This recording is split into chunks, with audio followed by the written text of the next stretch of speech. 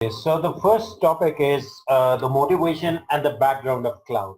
Okay, cloud पे हम गए कैसे हैं? How our journey started towards the cloud. Okay, whatever we are doing is being actually converted into digital stuff. तो हम इस वक्त जिस एज में रह रहे हैं, era we are living in, उसमें चीजें जो हैं वो आपकी मैक्सिमम कन्वर्ट हो रही हैं into bits and they are connected through cables or through the wireless media. Now assume some scenarios. The first scenario is outsourced data center. Okay, so we are talking about के cloud की motivation कैसे बने, how we reach towards the cloud journey. तो उसमें अगर हम देखें तो there are a few scenarios. So I have mentioned 5 scenarios here. So the first scenario is outsourced data centers. So what is outsourced data center or how we reach towards this thing? If you go back to the early days में क्या होता था? We were used to have mainframe computers, and these mainframes they were connected through some terminals.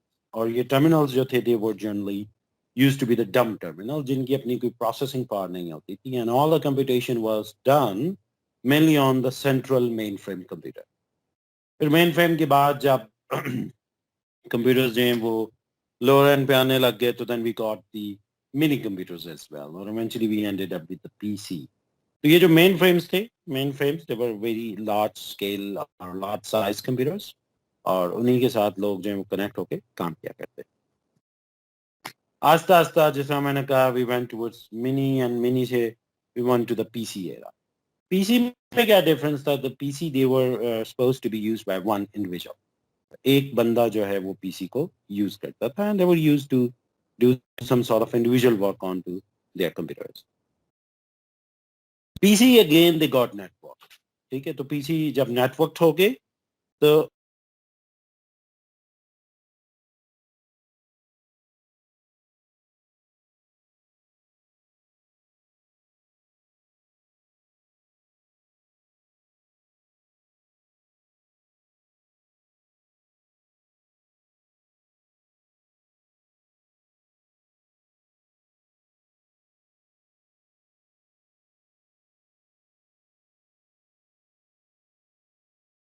okay, so the PCs they got networked, and user they started talking to other species as well.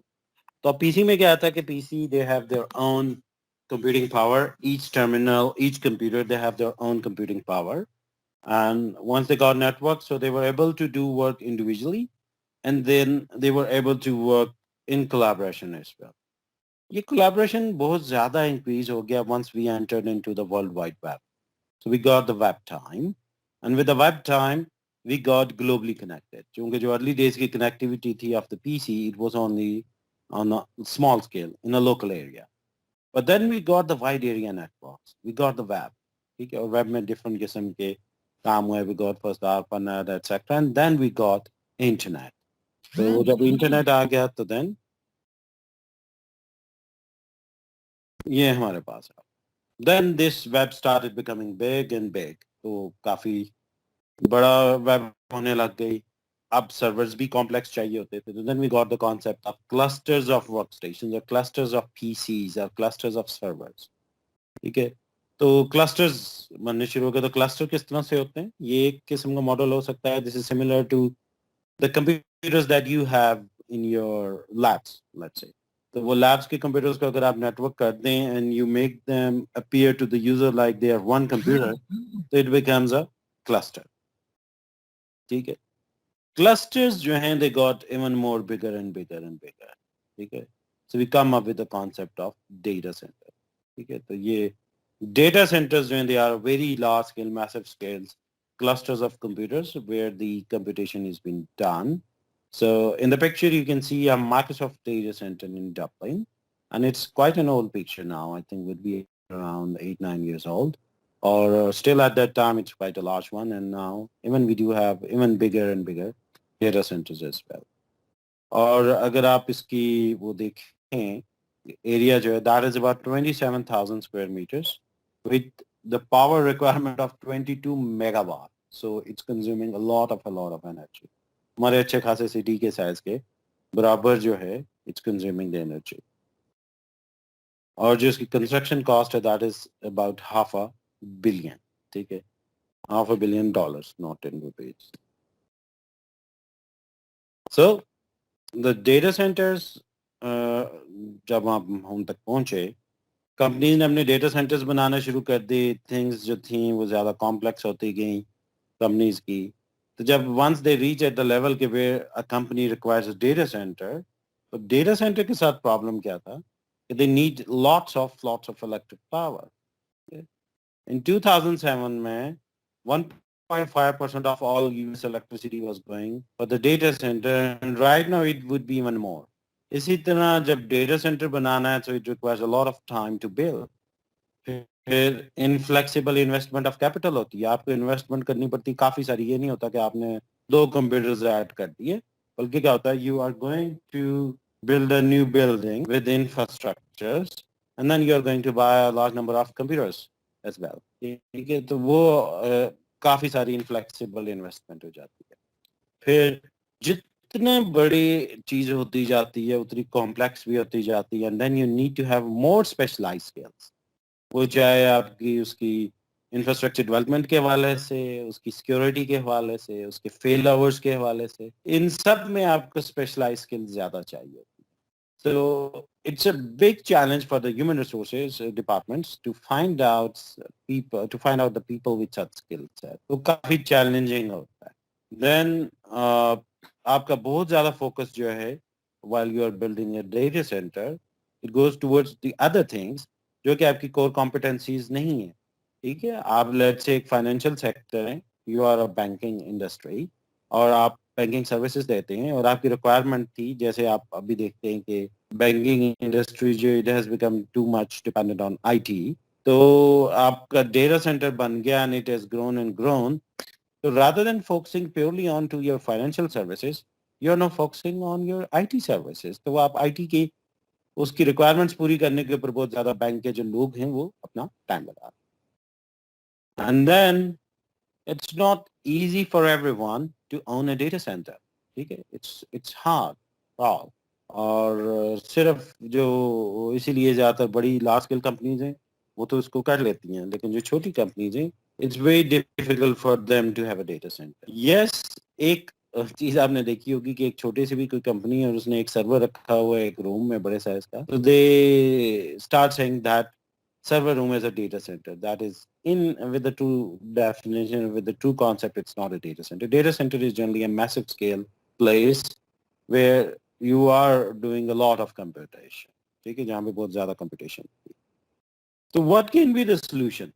So the solution can be that you should outsource data center, क्योंकि resources भी नहीं मिलती, बाकी काम भी नहीं होते, आप अपनी बहुत ज़्यादा energies को focus कर रहे होती हैं उसके ऊपर, core competency को छोड़ के. तो what you can do is you can outsource the data center. और जब आप आउटसोर्स कर देंगे तो वो जो आपकी इकोनॉमीज ऑफ स्केल को मीट अप करना है, ये उसका दर्द सार होगा जो आपको जो जिसको आपने आउटसोर्स किया होगा. और इसी तरह जब आप स्केल अप कर देंगे, so you can be able to afford specialise skill, क्योंकि वो जो कंपनी जो है वो कोई आईटी कंपनी होगी जो कि आपको डेटा सेंटर की सर्विसेज दे रही होगी, and they would be having that skill set available. और फिर वो अक्सर जो है वो सिर्फ आपको आउटसोर्स सर्विस नहीं दे रही होती, बाकियों को भी दे रही होती है, तो वो रिसोर्स शेयरिंग होती है. इसी तरह आप अपने कोर कॉम्पिटेंसी पे फोकस कर सकते हैं. So let's say if you are a web developer, तो आप अपनी कोर कॉम्पिटेंसी के ऊपर फोकस करते हैं. देन जब आप आउटसोर्स पे जाते हैं तो लोगों के पास ऑलरेडी ये चीज अवेलेबल है, so you do not need to have a long waiting time कि मेरा डेटा सेंटर बने और मैं इसके ऊपर चीजें मूव करें. Generally the lead times are very short. And then वो जो इनफ्लेक्सिबल कैपिटल इन्वेस्टमेंट है वो भी नहीं, आप बड़ी लोअर कैपिटल रिक्वायरमेंट्स के साथ you can outsource a data centre.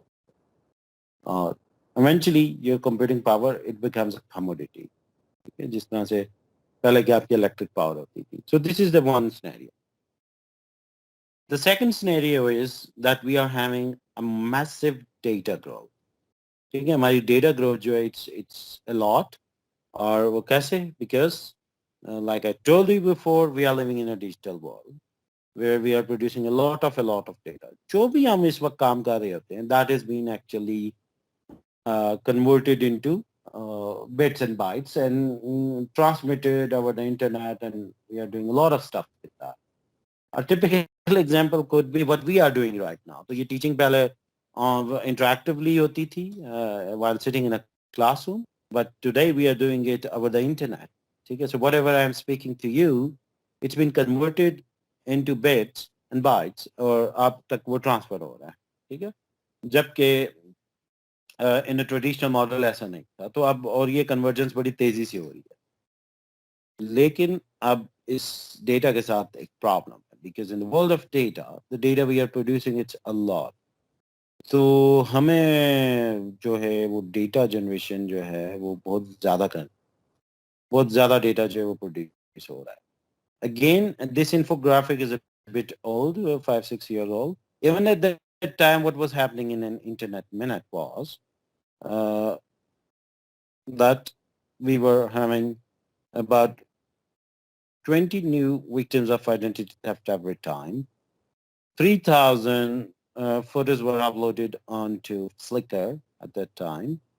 Over 100,000 new tweets in a minute, and 6 million Facebook views in a minute, 277,000 logins. So we are doing a lot of activity. So the purpose is it was happening at that time. And now you should make it at least 3 to 4 times.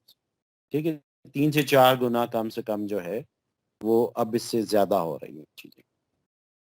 तो 2018 की अगर हम बात करें तो the amount of data that was created in 2018 was 33 zettabyte. ठीक है जी. और zettabyte कितना होता है? zettabyte तो वो नीचे आपको उसके लिए एक रेफरेंस के लिए दे दिया गया. So अभी आप जनरली जो यूज करते हैं maximum you are using terabyte, which is 10 power 12 और 2 power 40. ठीक है, तो वो 2 power 40 में जनरली आप कर रहे होते हैं. Then petabyte, then exabyte, and then zettabyte, and then comes the yottabyte. ठीक है, so we are going towards the era of yottabyte. तो इस वक्त ज्यादातर जो हमारा काम है वो zettabyte के अंदर. ठीक है, तो 2018 में 33 zettabyte का था, तो now it would be even much more than that. ठीक है, और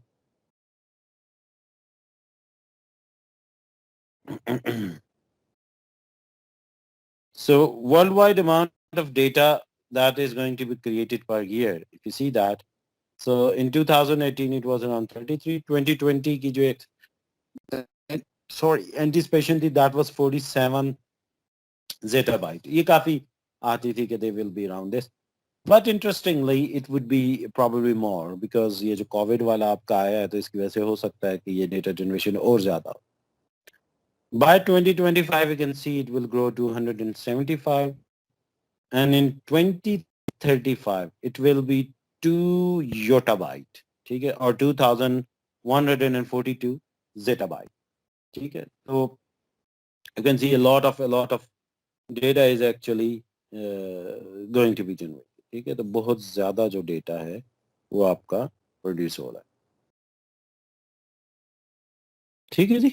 If we talk about another infographic is there, day in data, तो एक दिन के अंदर आप कितना डेटा जनरेट कर रहे हैं. So this is another figure. I'm not go into detail, but essence क्या है? Essence ये है कि we are having a problem of big data generation. ठीक है, जिसको big data आप कहते रहते हैं. So big data is what? Because we are producing a lot of data, so it's creating a problem for us, which is termed as big data problem.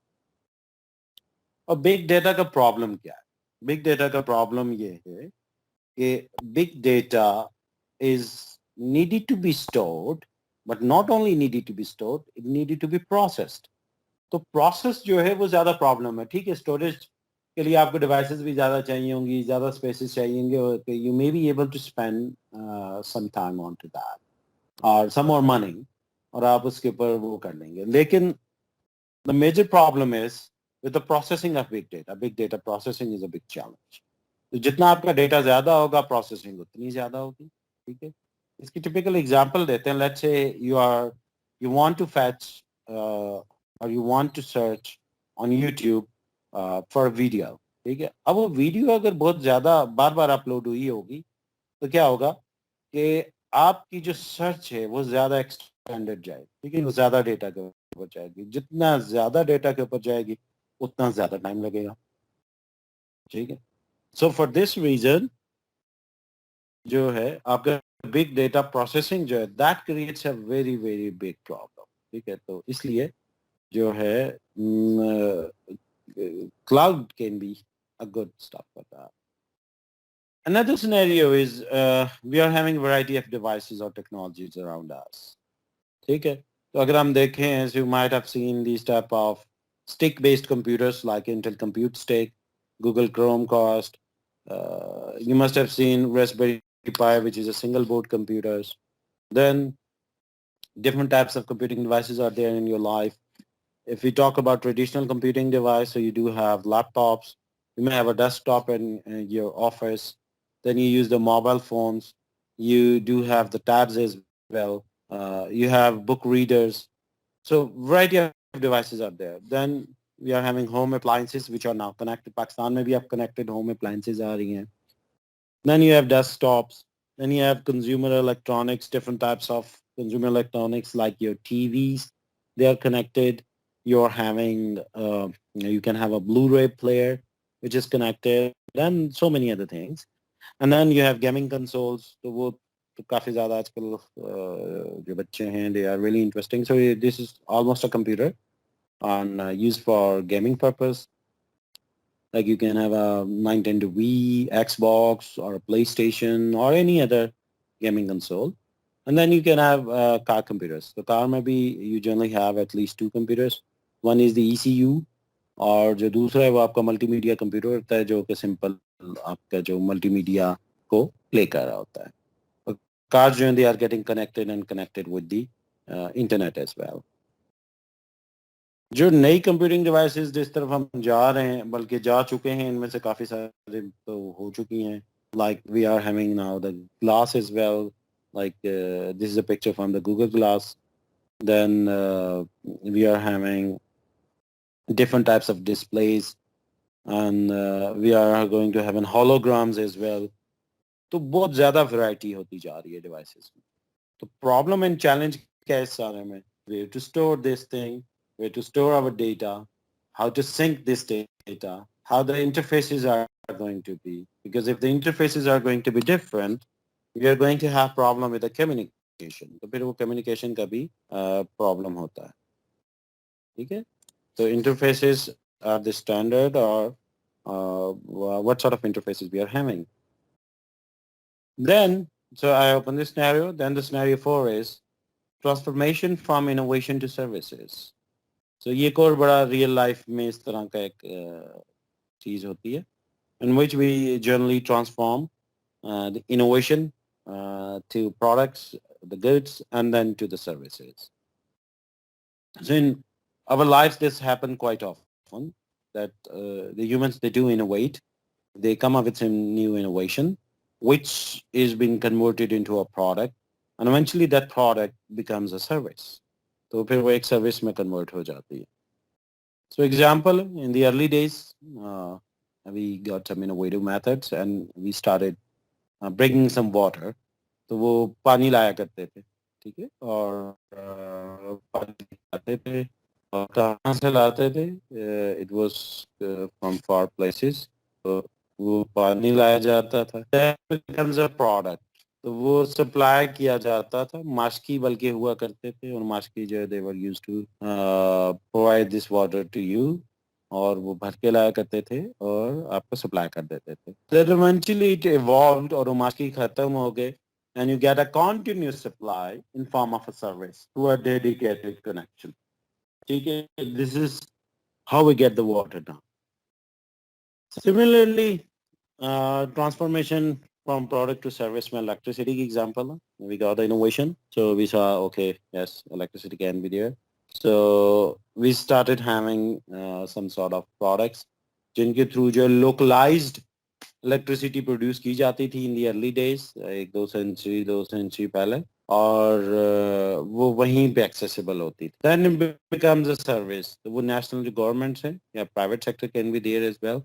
So they produce the energy, convert it into electricity, and that electricity is been transferred to you via electricity grids at your doorstep. ठीक है, तो आपके घर तक आपको वो service आती है. So again, innovation से product में converting and then to the service. Similarly, if we talk about the banking service, तो बैंकिंग सर्विस जो है वो भी इसी तरह थी.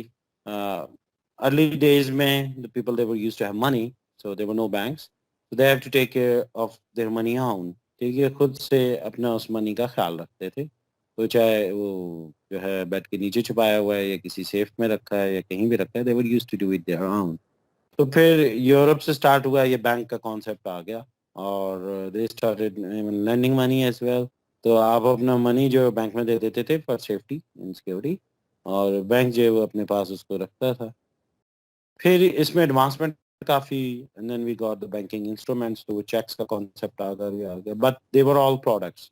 सामान जाते थे बैंक में डील करते थे. But again now that is become too much service oriented. ठीक है, तो वो जो बैंकिंग है वो हमारे सारा का सारा आईटी बेस्ड हो गई, और आप आईटी में हम घर बैठे हुए उसको एज अ सर्विस कर रहे थे. तो पहले वो बैंक जाना करना वो सारा होता था. So now it's available everywhere. तो use this service everywhere, anywhere, any time. और किसी भी वक्त बैंकिंग सर्विसेज को यूज कर सकते हैं.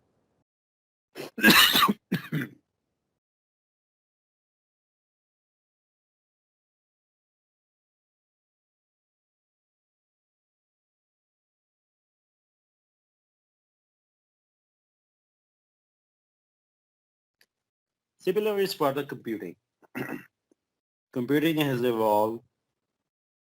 तो आपके अर्ली डेज में you would do the computation on paper. तो पहली इनोवेशन यही थी कि अच्छा okay do the computation but paper पे करें. इससे पहले भी मेथड्स हुआ करते थे. You may be counting it on to the pebbles या किसी ऐसी चीज पे करते थे, और फिर then on paper. Then we came up with the products. Again ये प्रोडक्ट्स जरा मॉडर्न शक्ल की यहाँ पे पिक्चर लगा दी है, but we were used to have very old school mechanical calculators भी हुआ करते थे. तो वो प्रोडक्ट मजीद मॉडर्न होके वो ये इलेक्ट्रॉनिक कैलकुलेटर्स बने, फिर इलेक्ट्रॉनिक कंप्यूटर्स आ गए. Then these product they become more powerful. तो इसके अंदर एवोल्यूशन बहुत ज्यादा हुई, बहुत तरक्की हुई. But eventually all these products they become a service. अब rather than buying those products we actually go for buying the services. ठीक है, और ये कैसे पॉसिबल होता है? Actually it's been done through cloud computing. ठीक है, तो ये भी वही वाला सिनेरियो है. तो कंप्यूटिंग एज अ सर्विस का कॉन्सेप्ट आ गया. हमने इनोवेट किया, आईटी प्रोडक्ट्स बनाई, बड़ी कॉम्प्लेक्स बना दी, but eventually we ended up with service computing. ठीक है, तो हम ऑन डिमांड आईटी सर्विसेज ले लेते हैं और उसके ऊपर pay as you go model apply. The last scenario is demand of changing world. This is very critical because the way the world is changing every day, it's bringing newer and newer demands. और इसमें जो है if you see there are many aspects. ठीक है, number one is explosive growth in applications. हमारी जो applications है उनके अंदर बहुत ज्यादा explosive growth है in terms of in both terms. Number one, application areas. हम नए areas में जो है वो applications को ला रहे हैं. Like आज से 8-10 साल पहले हेल्थ रेटिंग सर्विसेज का कॉन्सेप्ट नहीं होता था, but then Uber came in the world, health rating services आ गई, और आज they are a big application area. And there are so many other example. The other aspect is within the existing applications we are bringing and coming up with many new features. तो नए से नए features हम लेके आ रहे हैं, नई challenges, नई चीजों के साथ जो है हम जो है अपने एप्लीकेशंस को रिलीज कर रहे हैं. Next one is extreme scale content generation. तो हमारा जो कंटेंट है वो भी एक्सट्रीम स्केल है. हमारा बहुत ज्यादा लेवल का जो है वो कंटेंट जनरेट होता है. एग्जांपल ये कि पहले हमारा जो नॉलेज था ह्यूमंस का, it was limited. It's expanding and expanding. तो जितना ज्यादा है इतना ही स्केल भी बढ़ रहा है. जैसे अगर हम स्पेस एक्सप्लोरेशन करते थे So we were used to have a very limited site. But now we talk about in millions of light years distances. ठीक है, तो उसके लिए आपका जो कंटेंट है वो भी बड़ा हो रहा है. इसी तरह जो कंटेंट कोई भी चीज प्रोड्यूस कर रही है वो भी बढ़ रहा है. फॉर एग्जांपल, आज से आप 10-15 साल पहले जब पिक्चर लेते थे तो 5 मेगापिक्सल की होती थी. आज आप वही सेम पिक्चर लेते हैं, if you capture one frame, उसका साइज बहुत बड़ा होता है, because you take it with a very high size of camera aperture. आप बड़े साइज के उसके कैमरा लेंस के साथ लेते हैं, जिसके जो डिजिटल कन्वर्जन है into in terms of megapixel वो काफी ज्यादा होता है. 30 मेगापिक्सल, 40 मेगापिक्सल, 100 मेगापिक्सल्स, तो वो साइज उससे भी ज्यादा आता है. Similarly, we do have extraordinary rate of digital content consumption. We produce a lot of data and we consume a lot of data. तो दोनों काम जो है वो बहुत ज्यादा हो रहे हैं. और we are spending almost half of our time on digital devices. Similarly, there is a huge exponential growth in computing capabilities as well. तो पहले हमारे सिंगल कोर आर्किटेक्चर्स होते थे. Right now we are having multi core architecture. Storages में नई technologies आ गई, storage requirements बढ़ गई हैं, बैंडविड्थ्स बढ़ गई हैं. We are having virtual machine concept, we are having Kubernetes concept, we have so many new types of computing concepts available. A very short cycle of obsolescence in technologies, ये बड़ा critical हो. पहले जो था कंप्यूटर के अंदर, computer science के अंदर, आईटी के अंदर, टेक्नोलॉजी के अंदर जो ऑब्सोलेंस साइकिल था that was short. Generally it was used to be 18 months. 1.5 साल में चीज जो है वो ऑब्सोलीट होने शुरू हो जाती थी and you have to come up with new ideas and new technology. But right now what is happening is आपका ऑब्सोलेंस साइकिल और शॉर्ट हो गया. That is one of the reasons. That's why the companies, they have to come up with the new releases after every 5-6 months, which are software product, even hardware product के अंदर. If you see, तो at least साल के अंदर वो नया version, नया product लेके आ रही होती हैं. Let's say you talk about the mobile phone, तो मोबाइल फोन के अंदर भी आप देखते हैं हर साल जो है सैमसंग भी अपना एक फ्लैगशिप मोबाइल लेके आता है, एप्पल भी लेके आ रहा होता है. Similar is for the other companies as well. Then newer software architectures as well. नए software architectures भी आ गए, hardware architectures भी आ गए. Like we have web services concept, we have newer persistency models, we have new types of distributed systems, particularly the file systems. We are in the multi-core era. So चीजें जो हैं, they have become too much wireless.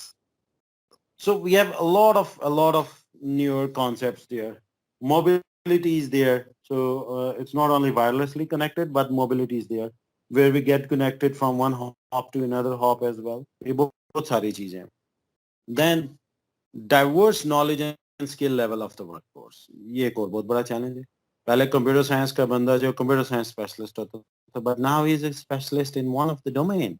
He's a cloud computing specialist, he's a data science specialist, he's a software architecture specialist, he's a requirement engineering specialist or something, or a database specialist. तो बहुत ज़्यादा diversified knowledge. Even database specialist है तो one may be an RDBMS based specialist, the other one can be a NoSQL based specialist. तो ये बड़ी बहुत ज़्यादा variety हो चुकी है और it has become too much challenging. So you simply cannot manage this complex situation with your traditional IT infrastructure. So let's say you are a company and you are running some sort of a services, and the requirements is growing, and now you come up with a small scale, let's say data center. लेकिन उस data center के अंदर अब क्या है, you are running your own application, so you are going to have the infrastructure people and the software people with too much variety. ठीक है, तो आपको एक बड़ा स्टेट ऑफ द आर्ट किस्म का network administrator, IT infrastructure manager चाहिए होगा. You are going to have requirement for iOS based developer, Android developer, web developer, traditional software developer. So it is too much complex. So it becomes too much complex to manage this situation with your traditional IT infrastructure. So we have actually put in front of you these 5 scenarios. The number one was outsourced data center. The second one was there is a massive data growth, so the big data problem is there. Then variety of devices and are there, so the communication and interfacing is a big challenge. Then we have transformation from innovation to services model, जहाँ पे हमने देखा कि जी most of the time the things they get transferred from innovation into services. And then lastly, we saw that there's a huge demand of the changing world, and they are really disruptive. ठीक है, बहुत ज़्यादा उनकी massive demands. So what is the solution? Solution is cloud computing. ठीक है जी, cloud computing is a good solution if we want to solve these challenges. So cloud computing है क्या? It's the delivery of computing as a service. ठीक है, आपके जो computational resources हैं उनको as a services दें. वो कंप्यूटर के कोई भी resources हो सकती हैं. Typically they are processing resources, and along with that we can have storage resources, we can have network resources, we can have platform based resources like databases, आपका servers हो सकते हैं, आपका डेवलपमेंट एनवायरनमेंट्स हो सकते हैं, टेस्टिंग एनवायरनमेंट्स हो सकते हैं, then we can have applications available as well, then we can have raw computing services available as well. So variety of types of computing services हो सकती हैं जो कि users को available होंगी, and these services are being offered by some third party who actually has a model in which these services are being shared among multiple users. तो वो shared services होती हैं जो multiple users के बीच में होती हैं, और ये यूजर जो इन सर्विसेज को शेयर कर लेते हैं और वो यूजर को अवेलेबल हो जाती है. एक बड़ी इंपॉर्टेंट कैरेक्टरिस्टिक ये है क्लाउड कंप्यूटिंग की कि ये सर्विसेज जो they need to be metered, whether they are going to be billed or not. They may be free or they may not be free. Whatever the scenario is, they need to be metered as well, so that you need to have the stats, how much services are being used and who is using and where they are being used. So ये सारी stats के लिए you use it. And they are available over a network. So you use them over a network. Typically, whenever we termed cloud, we generally refer mostly to the public cloud, जो कि publicly available होता है, like Amazon है, Google है, Microsoft Azure है, Rackspace है, or any cloud services which is available. So they are available over an internet network. ठीक है, internet के ऊपर, worldwide के ऊपर. Otherwise, you can have a private cloud as well, which is available over your local area network. So cloud computing is actually a pay as you go model.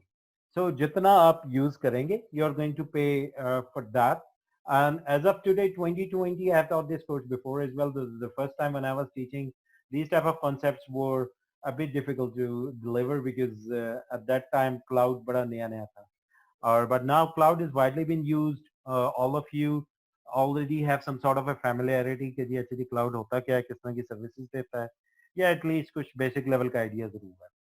और so all of you know कि cloud की जो एक बड़ी major characteristic है वो क्या है, it's a service based computing. So you take the computing services from the cloud, you get it from the cloud service provider, and against that you may be paying him. और जब payment आप करते हैं, no, it's not necessarily like आप Google की बेशुमार services use करते हैं जो कि पेड नहीं है, और so you do not pay, but whenever you are paying, generally it pays you go कि जितना आप कंज्यूम करते हैं, यू पे ओनली फॉर दैट. ठीक है, वो कंजम्पशन फिर डिपेंड करेगी आपके सर्विस मॉडल पे, because there are variety of types of services जो कि 3-4 मेजर लेयर्स में डिवाइड होती है. तो डिपेंड करेगा सर्विस पे. Let's say if you opt for computational services, आप प्रोसेसर ले लें, प्रोसेसिंग रिसोर्सेज ले लें, और एक रिमोट मशीन ले लें. तो वो जो रिमोट मशीन है generally it's been billed per hour. ठीक है, इस वक्त वो पर मिनट भी करते हैं कुछ, तो generally been billed per hour. Storage services लेते हैं तो they are billed per month और पर ईयर. ठीक है, तो वो चूंकि लॉन्ग टर्म की होती है. You generally do not hire a storage resource, और you do not rent a storage resource for 30 minutes or for 1.5 hours. Generally you take it for a long period of time. और जो computational resources हैं, they may be for a shorter period of time. So if you need it for today, let's say for the evening, you may get it. और इसलिए उसकी billing different है, और जो storage resource है उसकी different है. If you talk about the network resource, you might be talking about the bandwidth. So the bandwidth consumed, you may be billed for that. So the bandwidth is again a recurring. So it's the total quantity. बेशक आज के दिन में, एक घंटे में, 10 दिनों में, एक महीने में, whatever bandwidth you are using, you're going to be billed for that. So इसलिए हर सर्विस टाइप पे डिपेंड करेगा कि उसकी पे एज यू गो मॉडल क्या है, तो ये डिफरेंट होता है. Or whenever you are using a public cloud model, it's quite similar like you are renting a property rather than owning it. So अगर आपने अपना घर बनाना है या घर परचेज करना है, you're going to need a lot of upfront money definitely. So and it's not very easy. So and फिर क्या होता है, जैसे एक बिजनेसमैन का भी माइंडसेट होगा था कि rather than putting a lot of money into buying a home, आपने देखा कि बहुत सारे बिजनेसमैन अपना घर ही नहीं लेते, वो कहते हैं because why I should be buying my home rather than I should be investing this money into some business. Pakistan में प्रॉपर्टी एक अच्छा बिजनेस बन गया था somehow, तो रिटर्न्स बेहतर थे, अदरवाइज इस तरह नहीं होते. तो it has been a very common trend in the 90s in early 2000 और 80s में भी होता था कि बिजनेसमैन अक्सर जो है अगर परचेज करने की बजाय वो बिजनेस में इन्वेस्ट करते थे. So similar is for cloud. So rather than putting a lot of money or doing a big huge capital investment upfront, आप उसको बचा लेते हैं और रेगुलरली पे करते जाते हैं जितनी जितनी आपकी रिक्वायरमेंट. और कोई भी ऑर्गेनाइजेशन जो है, they can have a public cloud और प्राइवेट क्लाउड. दोनों में फर्क क्या आता है? पब्लिक क्लाउड जो थर्ड पार्टी का होता है, जो थर्ड पार्टी आपको ऑफर करती है, and the private cloud is typically your own cloud, जिसके आप खुद ओनर होते हैं. You just convert it into a form in which the things they are being offered as a service. So you say it's a private cloud. वो जो पहले भी आप सर्विसेज देते थे, you make them more cloud oriented, उनकी shaping करते हैं, तो so it becomes a private cloud. You can also think it as internet computing, because generally, particularly to the public cloud, because we do the computation over the internet, so you can say it internet computing. So cloud computing, as we said before, it's the transformation of IT from a product to the service. जो चीजें हम पहले as a product purchase करते थे, and we were used to put a lot of capital investment onto those things. Now, rather than doing those huge capital investments, we start renting those things as a service. तो वो हम rent करते हैं और as a service कर लेते हैं. अब cloud computing है क्या? It's the amalgamation of so many different technologies.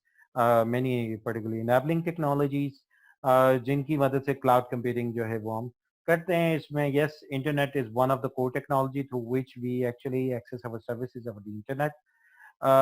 एक बड़ी interesting बात आपको बताऊं कि आप Google का you must be knowing कि there are a lot of data center all around the world. तो Google ने क्या किया है कि जब इस data center से आप services access करते हैं, तो आप पे डिपेंड करता है आप करीबी से करना चाहते हैं, आप यूएस वाले से करना चाहते हैं, you want to have it from Japan, from Singapore, from India, जहां से भी करना चाहते हैं, you can access those services. So you actually access it through the internet. लेकिन गूगल ने ये किया है कि वो अपनी बैकबोन के अंदर इंटरनेट को यूज नहीं करता. इंटरनेट कस्टमर से सिर्फ गूगल के एंट्री पॉइंट में यूज होता है. We will have a study of the Google cloud platform is well later on in this course, और उसकी हम थोड़ी सी प्रैक्टिस भी करेंगे क्विक लैब के ऊपर और गूगल लैब्स के ऊपर. वो हम सर्विसेज एक्वायर भी करेंगे और देखेंगे कि किस तरीके से हम जो है ना सर्विसेज लेते हैं. You will see that at that time. लेकिन उसमें मेन चीज जो है वो गूगल ने क्या किया, उसने प्लैनेट, दे से planet scale network. So they have their own planet scale network. पूरी अर्थ में उन्होंने ऑल अक्रॉस द अर्थ उन्होंने अपना एक इंटरनेटवर्क बनाया है जो कि उनके तमाम डेटा सेंटर्स को आपस में कनेक्ट करता है. सो गूगल हैव दिस थिंग. तो एक बार आप गूगल के नेटवर्क पे आ जाएं, and if you have hosted some services in आप यूएस में, और दूसरी आपने जापान में रखी हुई है, तो एक बार जब आप यूएस में चले गए और वहां से आगे आप स्टोरेज सर्विस ले रहे हैं, तो it's not going to be access through internet. वो फिर आपस में कम्युनिकेशन जो है उनकी गूगल के अपने प्लैनेट नेटवर्क के ऊपर, planet scale network. So, but still, to access the Google services upfront, you are going to need the internet. Then Web3 is there, so you have all the components of Web3. Then, yes, the cloud is based on the parallel and distributed computing, जो core concept है उसके, और उनकी basis पे आपको पता है उसका जो evolved model था, that was grid computing. Sir वो Distributed telecommunication का system जिक्र किया था is a मैंने. system which appears to user as one system, जिसमें हम मल्टीपल फिजिकल सिस्टम्स को लेयर्स के थ्रू इस तरह कंबाइन कर देते हैं कि यूजर के लिए वो एक सिस्टम बन जाता है, वो अलग सिस्टम नहीं होता. सो that is called a distributed system. और इसी डिस्ट्रीब्यूटेड सिस्टम पे जब हम पैरेलल कंप्यूटेशन करते हैं, वी डिवाइड एन एप्लीकेशन और उसको उसके थ्रेड बना के उसे मल्टीपल प्रोसेसर पे या मल्टीपल कोर्स पे एग्जीक्यूट करते हैं, तो that is called a parallel computing. ठीक है, तो बड़ा फेमस पुराना ओल्ड मॉडल है। इसी की इवॉल्व फॉर्म थी, that was great computing. Great computing was के आपकी एडमिनिस्ट्रेटिव डोमेन एक है और multiple cluster, multiple distributed system मिला के आप एक एडमिनिस्ट्रेटिव डोमेन में डाल देते थे और that was termed as great computing. अब उसी की मजीद एडवांस फॉर्म जो that is cloud computing, it evolve from the great computing. कि अच्छा आपका एक ये थर्ड पार्टी और थर्ड पार्टी की जो सर्विसेज हैं वो अवेलेबल, ग्रेट कंप्यूटिंग जो है वो इवॉल्व होकर फिर आपकी क्लाउड कंप्यूटिंग आ गई। क्लाउड कंप्यूटिंग में अभी चीजें नहीं, थर्ड पार्टी के पास चली। तो cloud computing use a lot of concept, ये जो मल्टीपल हैं इनको यूज करते हुए it uses it gives you services. जैसे एक बड़ा इंपॉर्टेंट कॉन्सेप्ट जो कि ग्रेड में कम ही था, क्यों ग्रेड में फिजिकल इंफ्रास्ट्रक्चर बेस ज्यादा थी चीजें।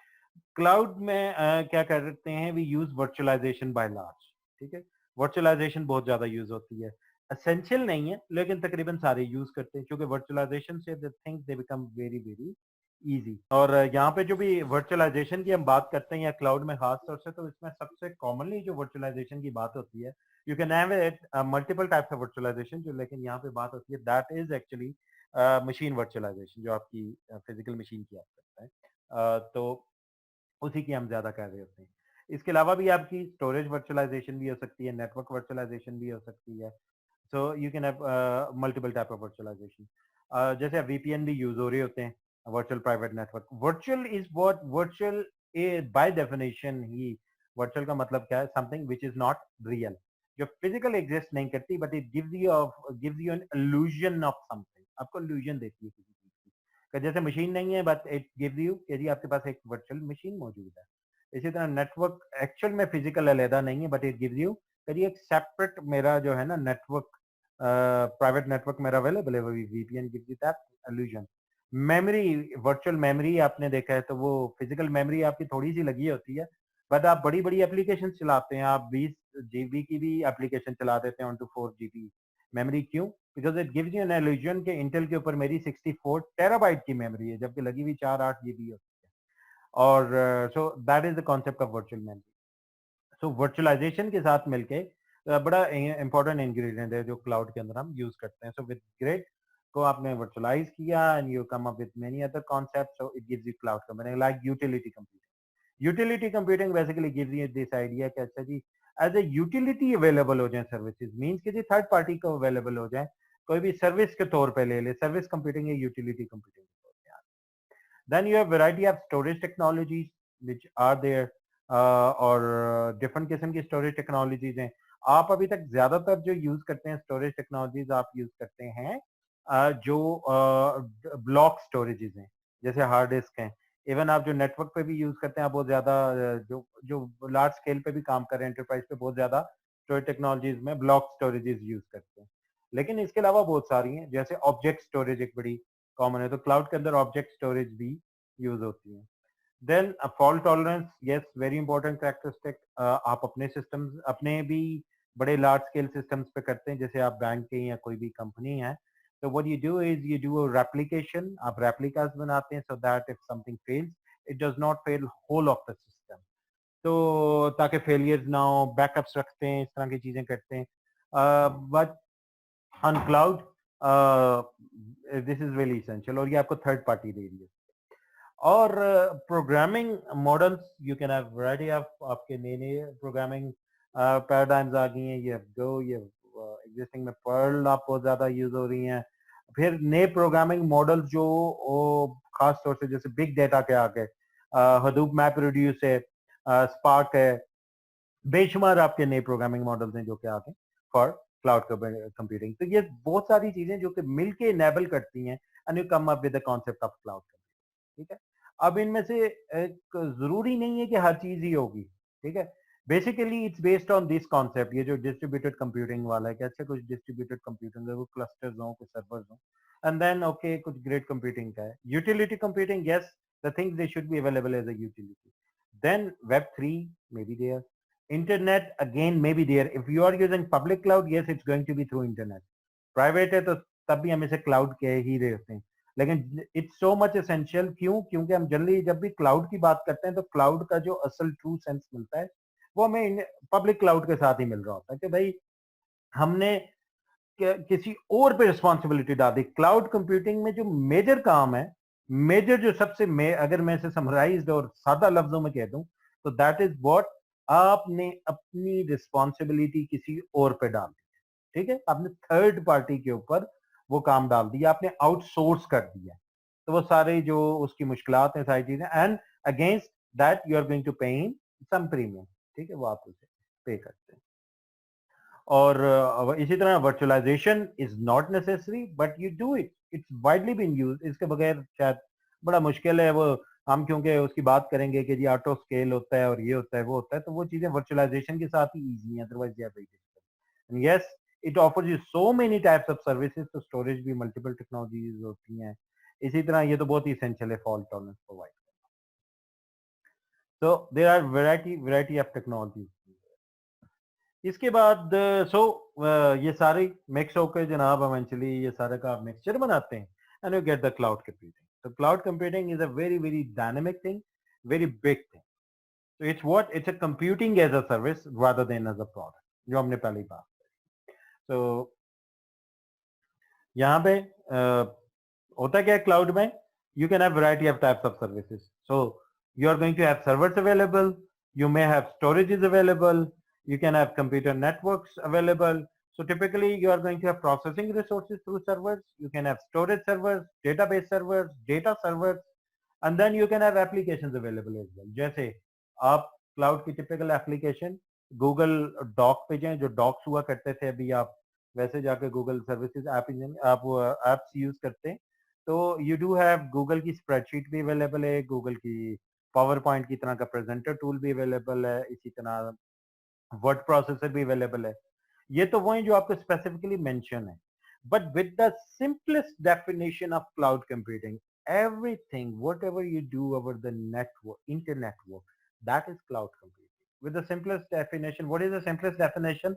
That is computing over the network or computing over the internet is called cloud computing. तो आप जो भी सर्विसेज ले रहे हैं इंटरनेट के ऊपर, वो सारी कंप्यूटिंग है। फॉर एग्जांपल पुराने जमाने की सादी आपकी सर्विस ईमेल, तो आप जो ईमेल चेक करते हैं, ईमेल सर्विसेज ले रहे हैं, yes that is a cloud computing service. तो पहले तो हम इसे क्लाउड नहीं कहते थे, तो विद द सिंपलेस्ट डेफिनेशन अब हम कहते हैं जी ये भी क्लाउड कंप्यूटिंग सर्विस है। ठीक है, इसके अलावा आपकी जो भी और आप इवन जो इंटरनेट ब्राउजिंग कर रहे हैं, आप अपनी बैंक की एप्लीकेशन पे जाके बैंक का आप बैलेंस चेक करते हैं, ट्रांसफर करते हैं, तो वो भी क्या है, वो भी क्लाउड एप्लीकेशन है। तो लेकिन सिर्फ फर्क क्या है कि क्लाउड बेस्ड एप्लीकेशंस में हम उसे चार्ज कर लेते हैं, हम उसे थोड़ा सा सर्विस ओरिएंटेड ज्यादा कर देते हैं, उनको हम टिपिकली क्लाउड एप्लीकेशन। ठीक है, ये आपको ग्रेजुअली फिर थोड़े से डिस्टिंक्शन जो है ना ज्यादा क्लियर हो जाएगी। सो जी लेट्स डिस्कस कि जी व्हाई क्लाउड कंप्यूटिंग हमें क्या बेनिफिट मिल रहा है। सबसे major pay as you go model है। You do not need to have a lot of capital investment, क्योंकि आपको जैसे मैंने बताया था कि कभी भी आपने नया सेटअप भी करना है, so it's really ideally suited for the newbie, नई एंटरप्राइजेस के लिए। और जो इवन एग्जिस्टिंग भी हैं, उन्होंने जब भी नया इन्वेस्टमेंट करनी है, तो after certain period of time they have to do a huge investment. जैसे आपकी एग्जिस्टिंग एक फैसिलिटी है कंप्यूटिंग, तो आप उसी में चीजें जो है रिसोर्स बढ़ाते जाते हैं अगर आपकी रिक्वायरमेंट बढ़ी है। But after certain period of time वो अपनी एक सैचुरेशन पॉइंट पर पहुंच जाता है, then you have to build a new facility. तो जब भी नई फैसिलिटी बिल्ड करेंगे, तो जैसे लास्ट टाइम मैंने कहा था, ये नहीं होता कि आपको एक नया कमरा जी मजीद बिल्ड कर लेंगे और करेंगे। आप एक नया डेटा सेंटर या स्मॉल डेटा सेंटर कुछ ना कुछ बनाएंगे, और वो आपकी एटलीस्ट 3 या 4 साल की रिक्वायरमेंट को देख के बनाया जाएगा, चलिए एटलीस्ट 5 साल की देखी जाए, तो वो इमीडिएटली आपको उस पर रिटर्न नहीं आना।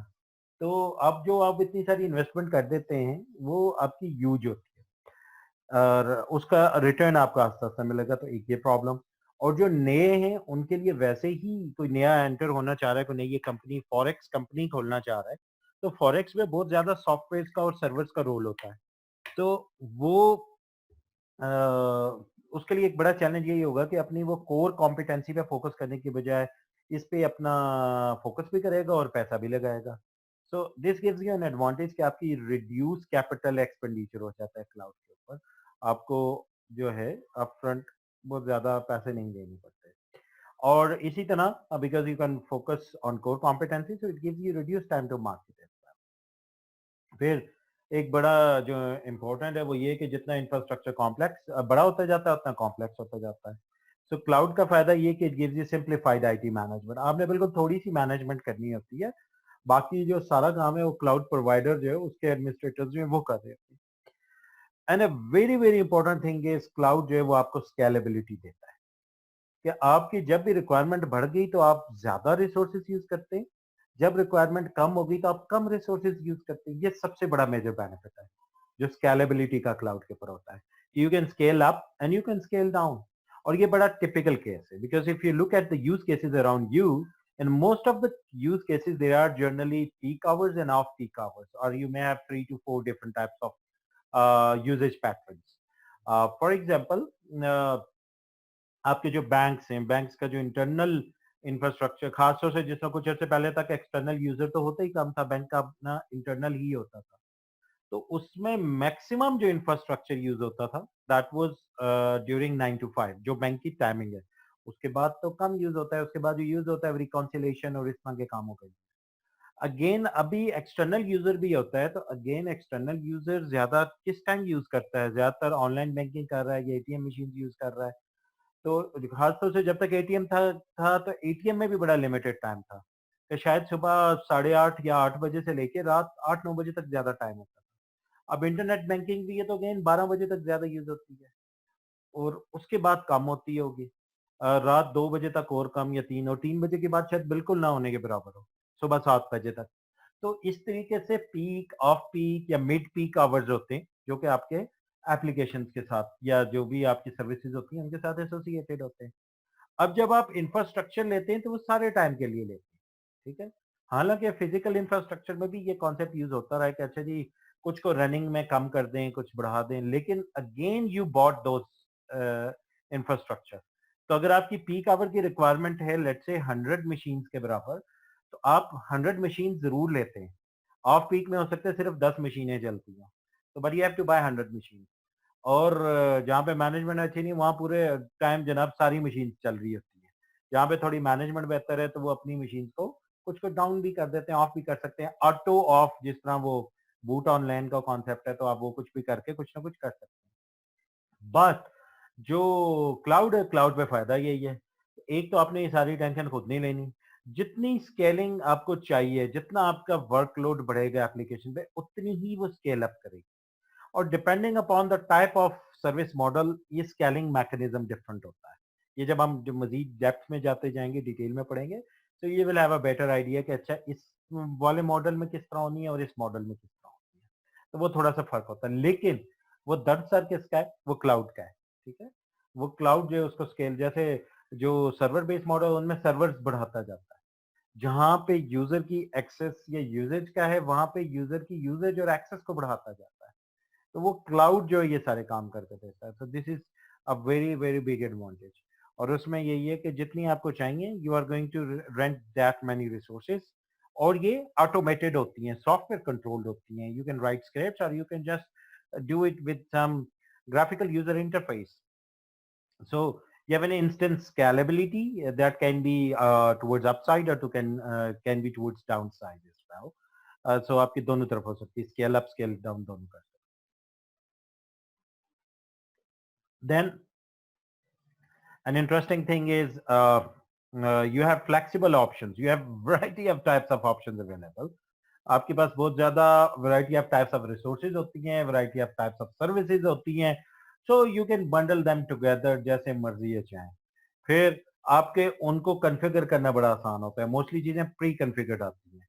अपडेट्स आपको अक्सर नहीं करनी पड़ी होती, पहले से ही अपडेटेड होती हैं चीजें। जैसे अगर आपकी आज आपने एप्लीकेशन यूज की और यूज करके आपने छोड़ दी, आपने लेट से एक गूगल का वर्ड प्रोसेसर ही यूज कर रहे हैं, तो आप आज से जो 6 साल पहले यूज करते थे आज तक आपने उसको अपडेट नहीं किया, because it's the Google who has been updating that thing. वो आपको हर बार अपडेटेड एप्लीकेशन देता है, तो you do not have to worry about it कि आप जब इंटरनेट के थ्रू से फेच करते हैं तो कौन सी एप्लीकेशन आती है। You actually get the latest version. Whereas in your own desktop environment or your own infrastructure, you have to do these updates yourself. तो आप खुद से करते हैं। और अक्सर केसेस में ये भी होता है कि you have to pay for that as well for those updates, जबकि क्लाउड के केस में they give you updated services, so they are gonna pay for that and generally they do not charge you for that. ये नहीं है कि जो updated आ गई तो अब उसके लिए रेट ही बढ़ा दिया, ये बड़ा रेयरली होता है इस तरह का। और so you can access these things flexibly. और then resource utilisation is improved. आपको पता है कि आपके जो अपने सर्वर्स होते हैं they are generally under utilized. On average 18-20% आपके सर्वर टोटल यूज होते हैं, तो बाकी जो उनकी रिसोर्सेज हैं वो वेस्ट हो रही होती हैं। एक सिंपल प्रिंसिपल है सर्वर्स की दुनिया का, ऑपरेटिंग सिस्टम्स और सिस्टम्स की दुनिया का, कि you have to keep your system as much busy as possible. ठीक है, तो वो आप इसीलिए आप रिसोर्स को ऑप्टिमाइज करने की कोशिश करते हैं। तो अगर आपके मैक्सिमम वो बिजी नहीं होगा, कम यूज होती हैं, तो हर बंदा अपने अपने सर्वर यूज कर रहा है तो वेस्टेज ज्यादा है। If you go towards the cloud computing, तो क्लाउड क्या फायदा देता है कि multiple users they can use the same servers. पहले अपने अपने परचेज किए थे, अब वो कंबाइंड शेयर्ड सर्वर्स यूज करेंगे। So actually global resource utilization has been improved. दुनिया भर में रिसोर्स यूटिलाइजेशन बेहतर हो जाती है, बजाय इसके कि हर बंदा अपनी अपनी वो करता रहे, वो एक शेयर्ड सर्वर्स को यूज करता है। And a very very important thing is carbon footprint is decrease. ठीक है, कार्बन फुटप्रिंट जब आप शेयर करेंगे रिसोर्सेज को, तो आपका कार्बन फुटप्रिंट जो है वो डिक्रीज होगा। अब इसी तरह और बहुत सारी वजूहत हैं जिनकी वजह से होगा। एक शेयर्ड होगा, दूसरा आप क्लाउड बेस्ड स्टोरेज यूज करेंगे तो हर जगह आप स्टोर नहीं कर रहे होंगे। और कार्बन फुटप्रिंट आपको पता है it's a very very important concept, जिसे हम ग्रीन कंप्यूटिंग कहते हैं। You need to go for the green computing, जिसमें आपकी जो एनर्जी वेस्टेज है वो कम से कम हो, क्योंकि आपको पता है कि इस वक्त एनर्जी जो है वो ज्यादातर रीयूजेबल एनर्जी रिसोर्सेज से आती है। ठीक है, वो कंज्यूमेबल होती है, सॉरी रीयूजेबल कह रहा हूँ, कंज्यूमेबल एनर्जी रिसोर्सेज से आती है, रीयूजेबल से नहीं आती। ठीक है, जैसे चाहे कोल है, चाहे पेट्रोलियम बहुत ज्यादा यूज होता है, और रीयूजेबल बहुत कम है, लाइक सनलाइट है या विंड पावर है या आपकी वाटर बेस्ड है, ज- वो कम है। तो जो ये वाली हैं ज्यादातर, चाहे आपके जो फॉसिल फ्यूल्स बेस्ड है। सर आप ये ग्रीन कंप्यूटिंग भी, सॉरी सर मैं इंटरप्ट कर रहा हूँ। जी जी, सर ये ग्रीन कंप्यूटिंग भी क्लाउड कंप्यूटिंग में ही आती है? नहीं नहीं, ग्रीन कंप्यूटिंग एक जनरल कॉन्सेप्ट है, बट यस क्लाउड के साथ बड़ा गहरा ताल्लुक है। क्लाउड के अंदर उसका इशू भी है, और क्लाउड जो है उस इशू को रिजॉल्व करने का जरिया भी है। ठीक है, जैसे ये जो इस वक्त हम जिस कॉन्टेक्स्ट में बात कर रहे हैं, तो हम उसको कह रहे हैं कि because of using cloud computing we are going to have a good impact of green computing. Will go for green computing because we are sharing resources. So eventually जो आउटपुट मेजर जो हमें चाहिए वो क्या, ग्रीन कंप्यूटिंग से one of the major output is carbon footprint need to be decrease. Carbon monoxide, carbon dioxide, और ये जो आपकी जो ऐसी हैजर्डस गैसेज हैं और जो ग्रीन हाउस इफेक्ट है, उसको कम से कम करना है हमें। That is the objective of green computing, कि कंप्यूटेशन से उस पर Yes. इम्पैक्ट कम से कम पड़े। तो क्लाउड जो है उसमें बेनिफिट कर रहा है at this point. but having a cloud computing and a cloud stuff, you can have a challenge of green computing itself is down। ठीक है, वो कैसे होता है वो एक अलग एस्पेक्ट है। इस वक्त तो चूंकि हम तारीफें कर रहे हैं क्लाउड की, तो हम इसको पॉजिटिव वाली ही सेंस में बात कर रहे हैं। But cloud has itself has a challenge of green computing. वो कैसे, वो जैसे डेटा सेंटर है। अब हमने क्या किया, पहले अलग-अलग जगह पे कंप्यूटेशन होती थी, लेकिन अब हमने जब सेंट्रलाइज कर दी, एक जगह पे कर दी, तो उस जगह के लिए ग्रीन हाउस इफेक्ट हो गया है। ठीक है, पहले अगर आपका हर Yes. बंदा अपनी अपनी जगह कंप्यूटिंग करता था और ग्रीन हाउस इफेक्ट होता था, कार्बन मोनोऑक्साइड भी होती, ओजोन लेयर डिप्लीशन हो रही थी, तो वो पूरी दुनिया में स्लोली हर जगह। अब एक जगह पे अगर आपने ज्यादा बना दिए डेटा सेंटर्स और वो ग्रीन हाउस इफेक्ट डाल रहे हैं, तो हो सकता है कि उस जगह पे ज्यादा डिप्लीशन, क्योंकि आपको पता है ओजोन लेयर जो है उसकी डिप्लीशन हर जगह डिफरेंट है। पाकिस्तान बड़े वल्नरेबल जोन में ज्यादा हो रही है यहाँ पे, तो कुछ जगहों पे कम है, कुछ पे ज्यादा है। तो वो डिप्लीशन जो है वो आपने एक जगह पे ज्यादा कर दी। इसी तरह स्पीशीज का प्रॉब्लम हो जाता है, आपने उस जगह पे टेम्परेचर ज्यादा रेज कर दिया। क्यों, एक बड़ा प्रॉब्लम क्या है कंप्यूटिंग का, कंप्यूटिंग जब आप करते हैं तो कंप्यूटिंग से यू एमिट हीट। अब उस हीट को कंट्रोल करना होता है आपने। ठीक है, वो क्यों करना होता है, क्योंकि otherwise you can have chip Burns and all those things. तो उस हीट को कंट्रोल करने के लिए भी आप फिर उसे डिसिमिनेट करते हैं। तो उसका एक तरीका क्या है, सादा तरीका पुराने, फैन वाला नॉर्मल ऑफिसेज में या उसमें यूज हुआ होता था, आपको याद होगा। कहीं और एयर कंडीशनर हो ना हो, इन 90s के ज़माने में ऑफिसेज में एयर कंडीशनिंग हर जगह नहीं होती थी, तो एग्जीक्यूटिव्स के ऑफिसेज में होते थे और कंप्यूटर वाले ऑफिस में हमेशा एयर कंडीशनर होता था। ठीक है, air condition was used to be there. और एक बड़ी इंटरेस्टिंग बात हुआ करती थी कि कारपेटिंग ज़रूर होती थी, पता नहीं क्यों होती थी, हालाँकि कारपेट उल्टा आपका डस्ट क्रिएट करती है और कंटेन कराती है। तो वो अपनी तरफ से साफ रखने का, लेकिन ये पता नहीं समा कोई मिस थी। लेकिन एयर कंडीशनिंग होती थी क्योंकि उस वक़्त ज़्यादा हीट करते थे। और दूसरा, आपके मेन फ्रेम या मिनीज़ यूज़ होते थे, तो एक ही जगह पे कंप्यूटिंग डिवाइसेज़ होती थी, एक ही जगह पे। तो उसको कंट्रोल करना पड़ता था। इस वक़्त भी आपने हेवी एयर कंडीशनिंग की होती है जहाँ पे आपने सर्वर्स रखे होते हैं, नॉर्मल में नहीं यूज़ होते। लेकिन नॉर्मल अब वैसे कॉमन हो गई है इन अदर कॉन्टेक्स्ट, वैसे ह्यूमन सेंसिटिव ज़्यादा हो गए हैं तो कॉमन ज़्यादा है। तो वो जो अब हीट है, वो हीट इवेंचुअली आप कहीं तो डिसिपेट करते हैं, क्योंकि नेट एनर्जी तो वो हीट की वो कांस्टेंट है, तो हम उसे उठा के बाहर फेंक देते हैं। जैसे इस वक्त जो है हमारे सिटीज का टेम्परेचर जो है समर में, वो तकरीबन बिकॉज ऑफ एयर कंडीशनिंग 2 से 3 डिग्री ज्यादा होता है।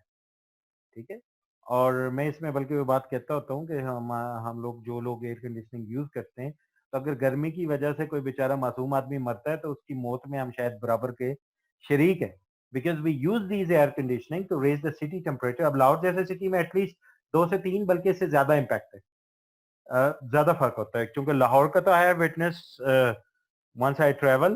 तो मैं लाहौर सिटी में थोड़ा सा बाहर करके रहता हूँ, नियर टू द कैंपस। तो यहाँ पे और जो लाहौर मेन सिटी के टेम्परेचर में समर में या इवन नॉर्मल में भी 4 to 5 डिग्री का फर्क होता है। जनरल फिनोमेना 2 डिग्रीज का है, 2 to 3 डिग्री। लाहौर में 4 to 5 डिग्रीज का फर्क होता है, which is huge huge difference. तो अब आप देख लें कि अगर 40 डिग्री हो तो 40 आप बियर कर सकते हैं, लेकिन 45 डिग्री हो जाए, if you do not have air conditioning तो प्रॉब्लम है। और जिस दिन आपकी मरकरी वैसे ही 43-44 डिग्री पे, तो गरीब के बच्चे को सिटी सेंटर में रह रहा है और he does not have air conditioning, तो उसको तो 48-49 की फीलिंग है, तो he can die as well. तो दैट इज अ प्रॉब्लम। तो ये वाला इम्पैक्ट जो है आप डालते हैं विद द क्लाउड के जी। अगर किसी एरिया में आपने डेटा सेंटर्स बना दिए हैं तो that can be a problem. और उसको नॉर्मल एयर कंडीशनिंग और इससे हैंडल करना भी मुश्किल है। तो इसलिए डेटा सेंटर के अपने डिजाइन में एक कूलिंग जो है वो बहुत बड़ा चैलेंज होता है। नेटवर्किंग और उसके डिजाइन एस्पेक्ट और सर्विसेज के एस्पेक्ट के अलावा कूलिंग, तो इसके लिए एक बड़ा कॉमन फिनोमेना या जो मैकेनिज्म यूज होता रहा है, that has been water cooling. तो वाटर कूलिंग बड़ी कॉमन यूज होती रही है। इस वजह से अगर आप डेटा सेंटर्स देखें तो ज्यादातर डेटा सेंटर जो है ना, वाटर रिसोर्स पर्टिकुलरली सीज के करीब बनाए गए, सी के।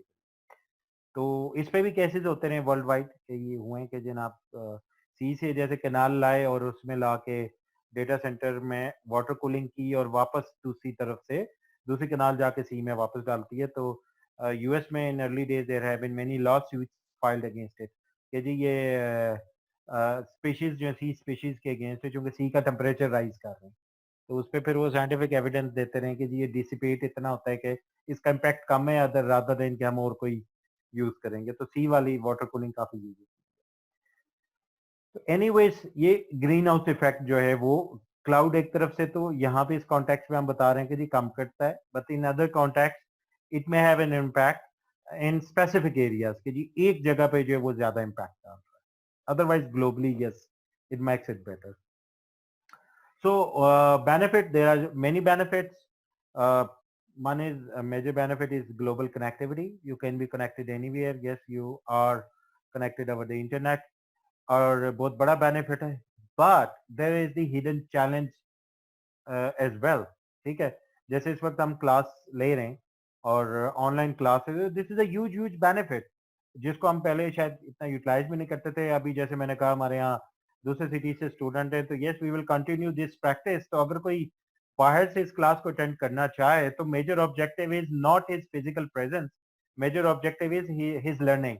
तो अगर कोई लर्न कर सकता है एंड बजाय इसके कि वो 400 किलोमीटर ट्रेवल करके आए, थका हुआ है और थके हुए ब्रेन से फिजिकल लेक्चर सुने, why not he should be listening this lecture with a fresh mind bye sitting in his home, और उस सारी हसल से भी बचे और बेटर फ्रेश माइंड से करे। तो लेकिन अब इसमें चैलेंज भी है। ठीक है, तो this is a big benefit. Challenge क्या है?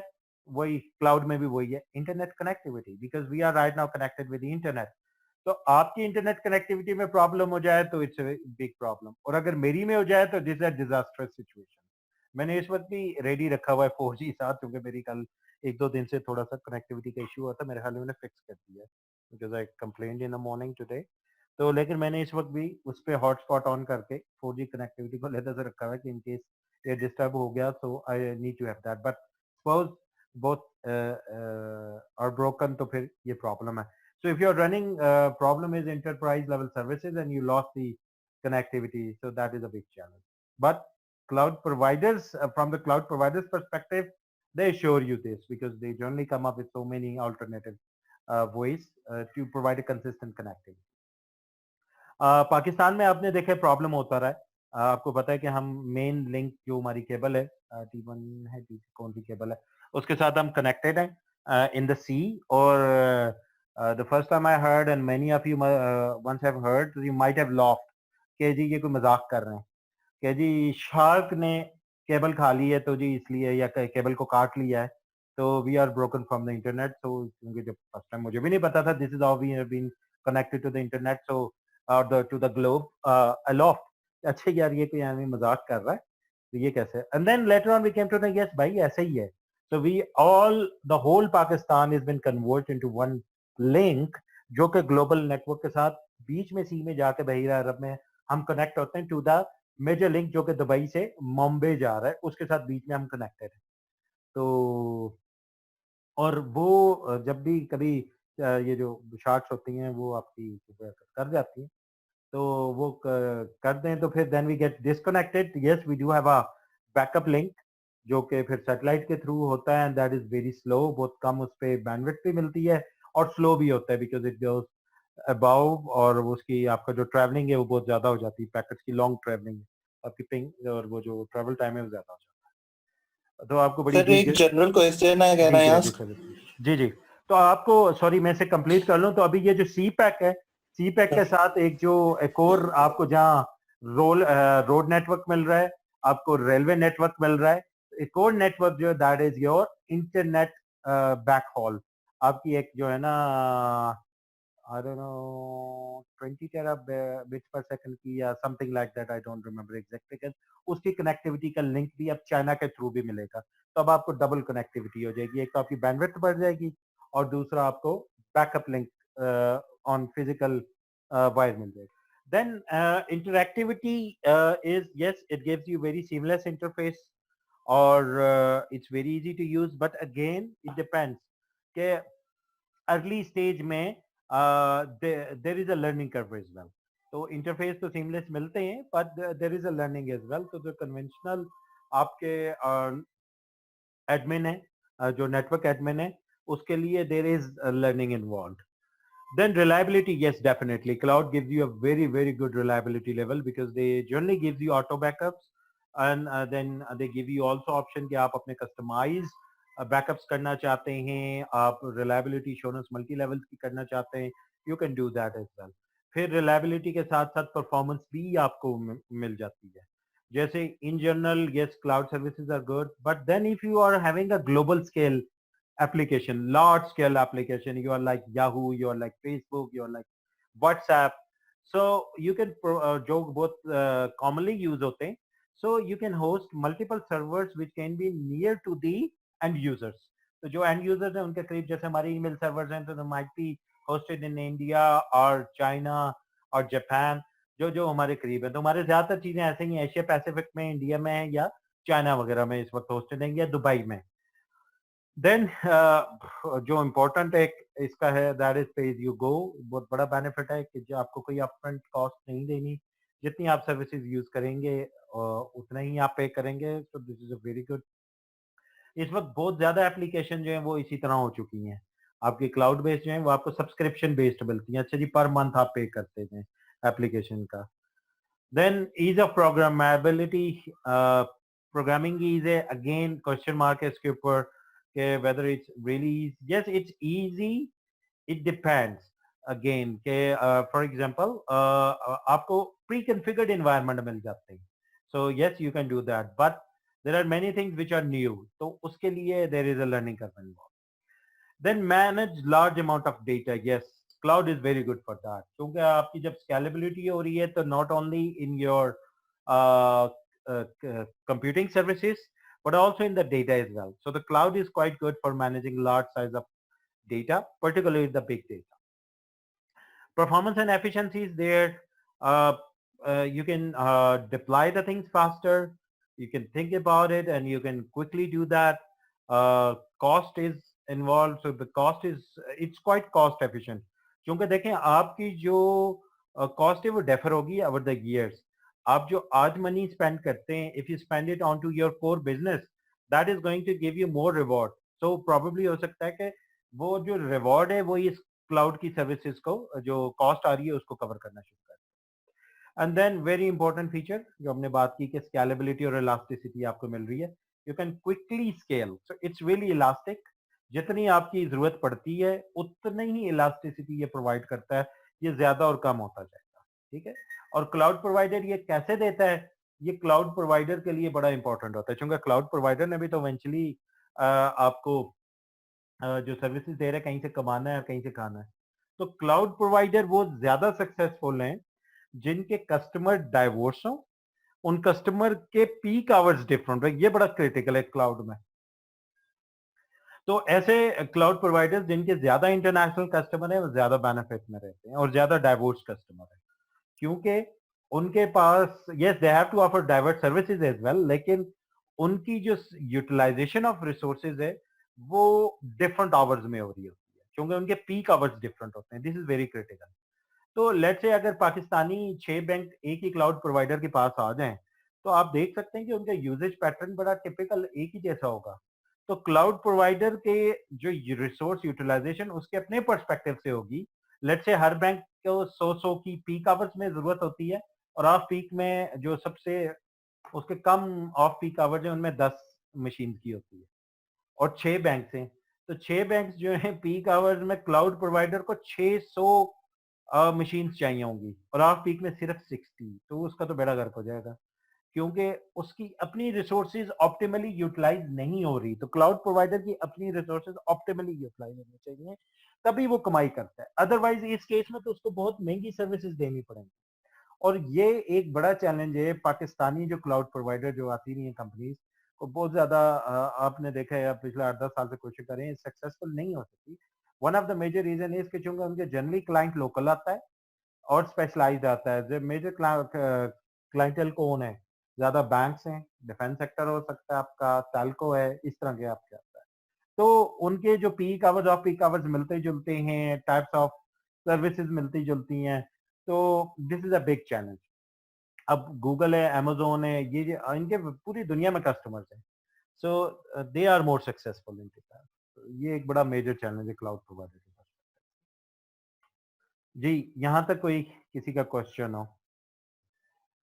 एनी क्वेश्चन जी so these are the main things then at small aspects the cloud solutions they are the answer to the data storage problem which was a growing issue so where to store the data so you can see here कि किस तरीके से जो आपकी data storage over the cloud है वो बढ़ती जा रही है if you go back into 2010 so most of the storage was on cloud on the devices themselves whereas now most of the storage is on cloud based so those are 19 के लगभग जो है now it's been crossed और anticipation क्या है कि gradually it will increase and increase so by 2025 in coming 5 years it will be more than 60% on the cloud and around 30% would be on the devices and then there may be some other storages as well जो कि device या hybrid वे में आपने कहीं store की हुई है या कैशेज में है और इस तरह की जगह पे तो स्टोरेज जो है वो भी क्लाउड बेस्ड ज्यादा होती जा रही है और जो आपकी एंटरप्राइज स्टोरेजेस हैं gradually they will become obsolete 2015 में आपकी ट्रेडिशनल स्टोरेजेस ज्यादा यूज होती थी वो ज्यादा बिकती थी आपकी जैसे डिस्क हैं आपकी हार्ड डिस्क हैं खास तौर से अगर हम एंटरप्राइजेस की बात कर रहे हैं तो उस केस में बहुत बड़ा शेयर था जो कि आपकी ट्रेडिशनल स्टोरेजेस पे था, वो ज्यादा तेजी से डिक्रीज हो रहा है। इंडिविजुअल तो चूंकि डिवाइसेस बेस्ड काफी करते हैं स्टोरेजेस अभी भी, तो उनकी ट्रेडिशनल स्टोरेजेस पर हैं। So 2022 में it's going to be around 43% on traditional and 57. So now more than 50% would be on cloud storage. And by 2026, it's anticipated that most of your storage will be on the cloud-based stuff. तो ये बहुत बड़ी shift है, जिसकी वजह से जो cloud है इट्स रियली इसेंशियल। इसीलिए ये क्लाउड कंप्यूटिंग का कोर्स हमको कहते हैं कि ये this is necessary for everyone, whether you are a software engineering student, IT student और कंप्यूटर साइंस स्टूडेंट। तो ये सबके लिए जरूरी है, क्योंकि because we need to know कि जी हमारे पास कंप्यूटिंग के पर्सपेक्टिव में ऑप्शंस क्या क्या अवेलेबल है। There is an IT efficiency challenge, जिसकी वजह से eventually we went towards the cloud. In a very simplified environment, जो simplified IT services हैं उनमें it's very easy to manage those things. So you do have software deployment, you have license tracking, you have a little bit of mobility management. ठीक है, तो आप data management करते हैं, ये सारे ये आप काम कर रहे होते हैं, so it's quite easy here. Then you go towards standardization and with some security. So the things, they become a bit more challenging. So you started implying your change management processes. You are doing some sort of security measures as well, like encryption and other stuff. Then you have variety of operating systems or the runtimes as well. And then you have implied some sort of automation and the scripting as well. Then you make the things more sophisticated. You make your IT infrastructure more state of the art. You go towards the tiered storage. You go for more reliable data as well. So you do the data duplication and deduplication. And then so you are storing that storage in archives as well. इससे भी ज्यादा advance होते हैं जो अब recent वो था और जो अब कॉमनली काफी यूज होता रहा, that is you apply the virtualization technologies as well. Virtualization में जो सबसे बड़ा फायदा है that is the consolidation. You do the server consolidation. Server consolidation क्या होती है? You utilize your server at max. जैसे मैंने आपको कहा कि नॉर्मल में सर्वर उठाना 20% यूज होता है। So with the virtualization, what you do is you run multiple virtual machine onto one physical machine, जो सर्वर मशीन है। आप अपने नॉर्मल कंप्यूटर पर भी कर सकते हैं। So you run multiple machines onto one machine, और इसके थ्रू आप फिर उस सर्वर को कंसोलिडेट करते हैं। So you maximum utilize that.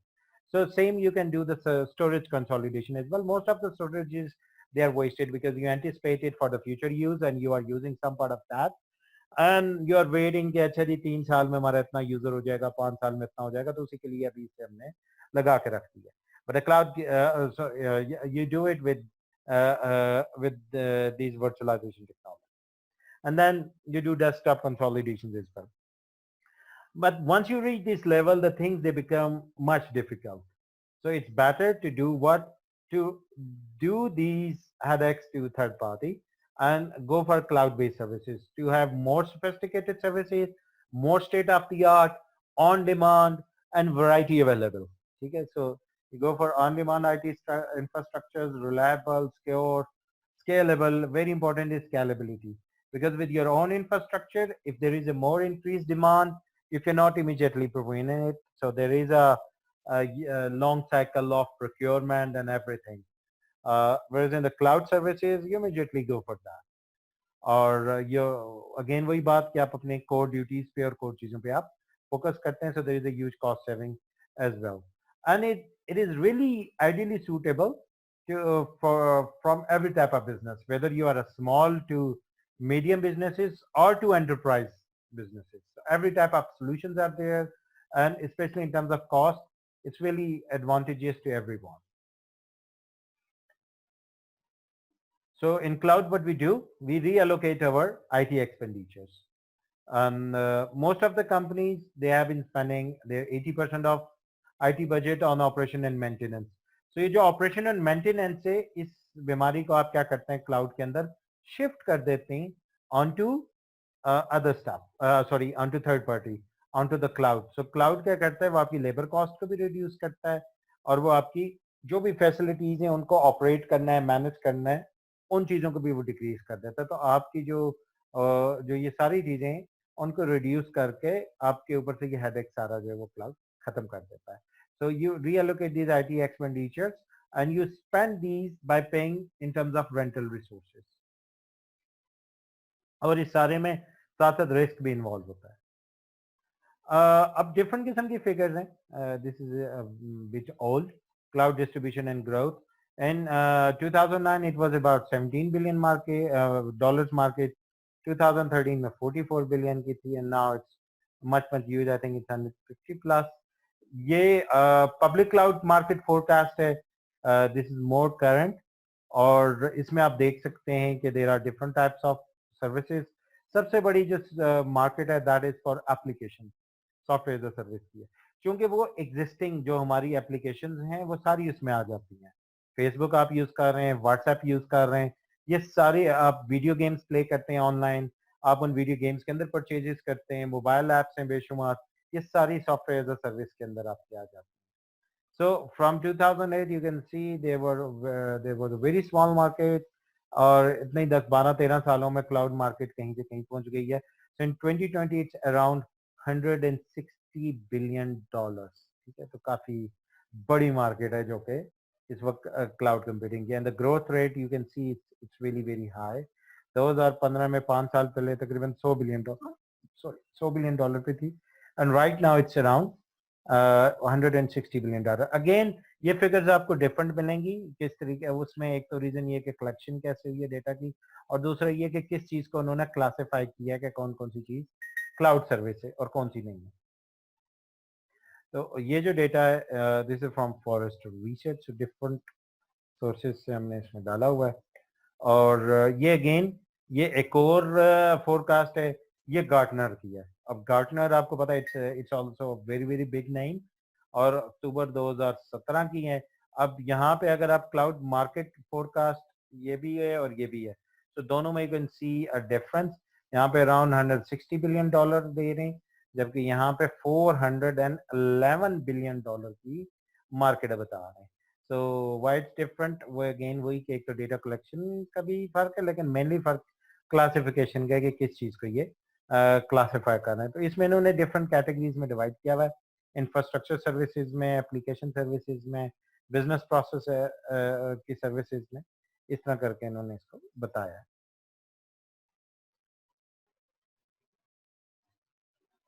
ठीक है जी. और ये उसी की अब डिफ्रेंसिएशन बताई हुई है कि जी टोटल जो एनुअल ग्रोथ रेट जो हैं इनके फ्रॉम 2016 टू 2020 वो ग्रोथ रेट क्या है.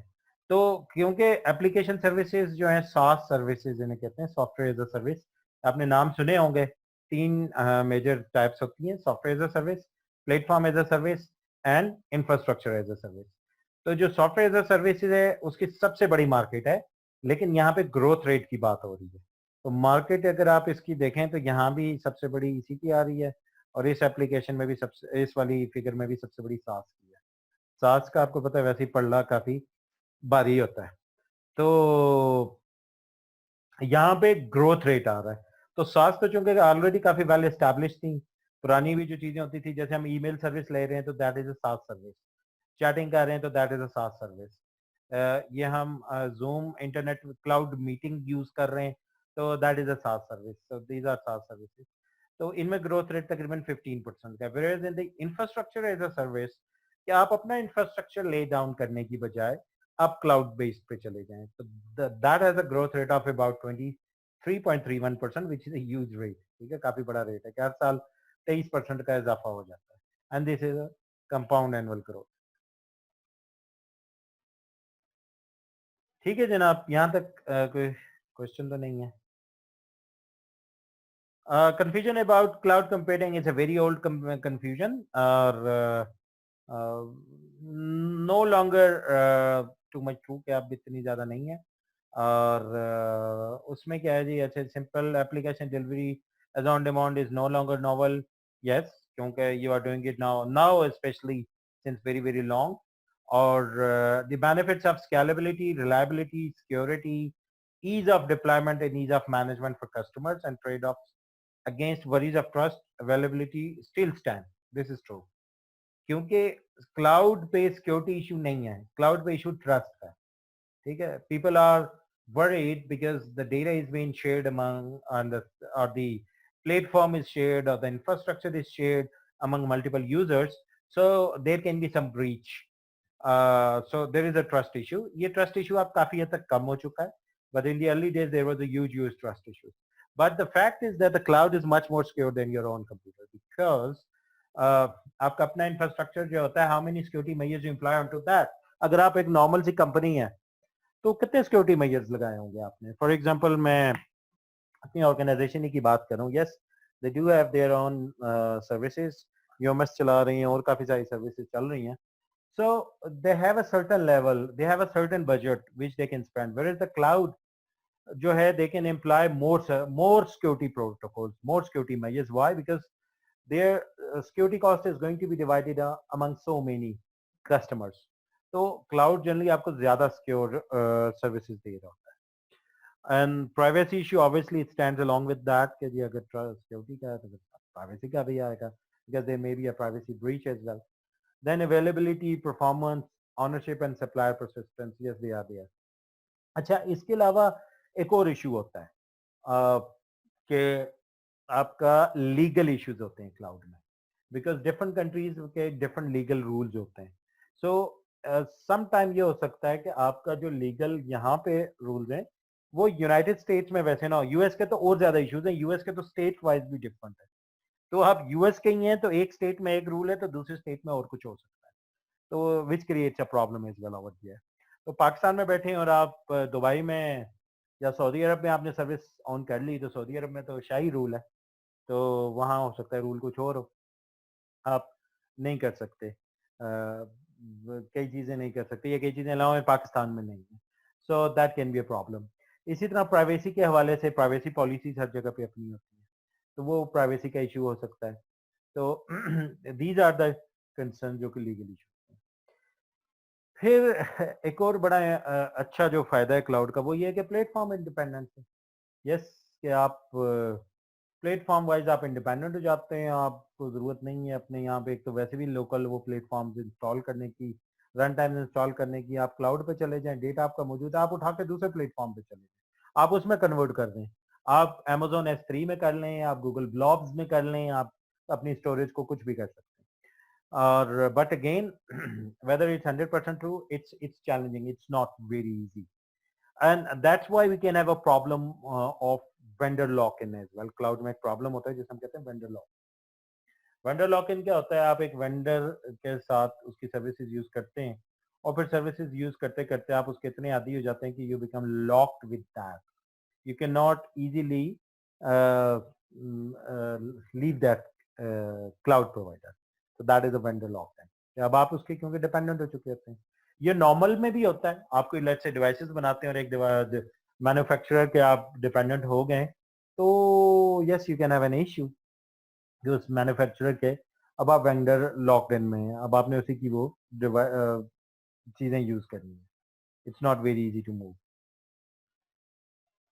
ठीक है जी. तो और भी काफी सारे वो थे जी. 2008 में इकोनॉमिस्ट ने कहा था कि जी rise of the cloud is more than just another platform shift that gets excited. ठीक है, यदि क्लाउड जो है वो यस लोगों को एक्साइटेड तो कर रहा है, and it will undoubtedly transform the information industry, but the important thing is it will profoundly change the way people work and companies operate, or it will allow digital technology to penetrate every nook and cranny of the economy.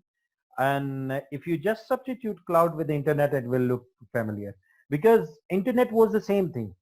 Okay, if you just put it internet here, internet is more than just another platform shift, and it is going to do the digital disruption or going to do a lot of other such type of stuff. तो इससे बहुत बड़ी change आ जाएगी.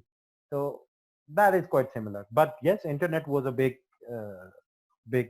revolution, big enablement, big disruption actually.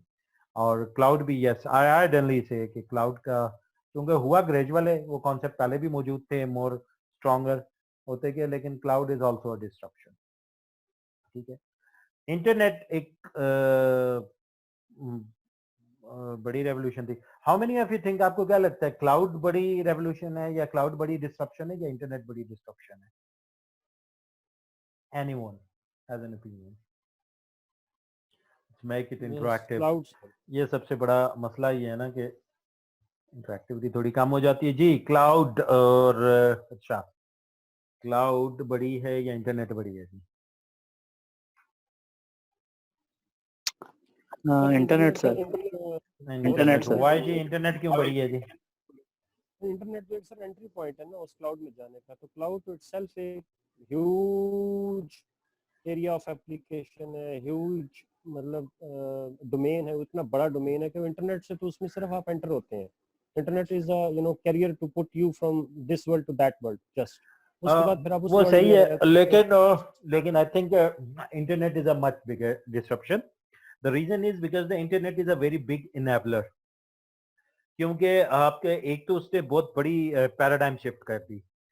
Yes, the concept of being network was there, but on a very, very small geographical scale, local area networks were there, or you might be able to think about your own metropolitan area network for a very large scale organization if you go back in late 80s or early 90s.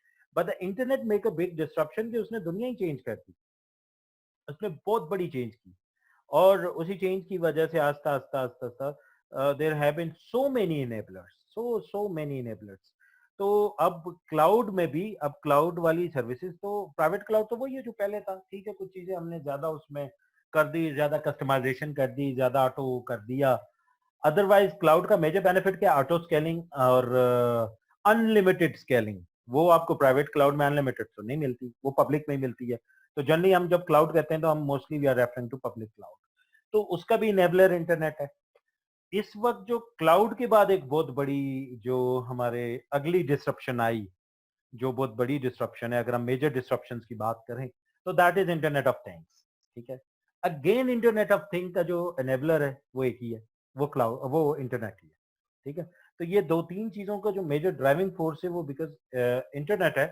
तो I think that is one of the biggest enabler.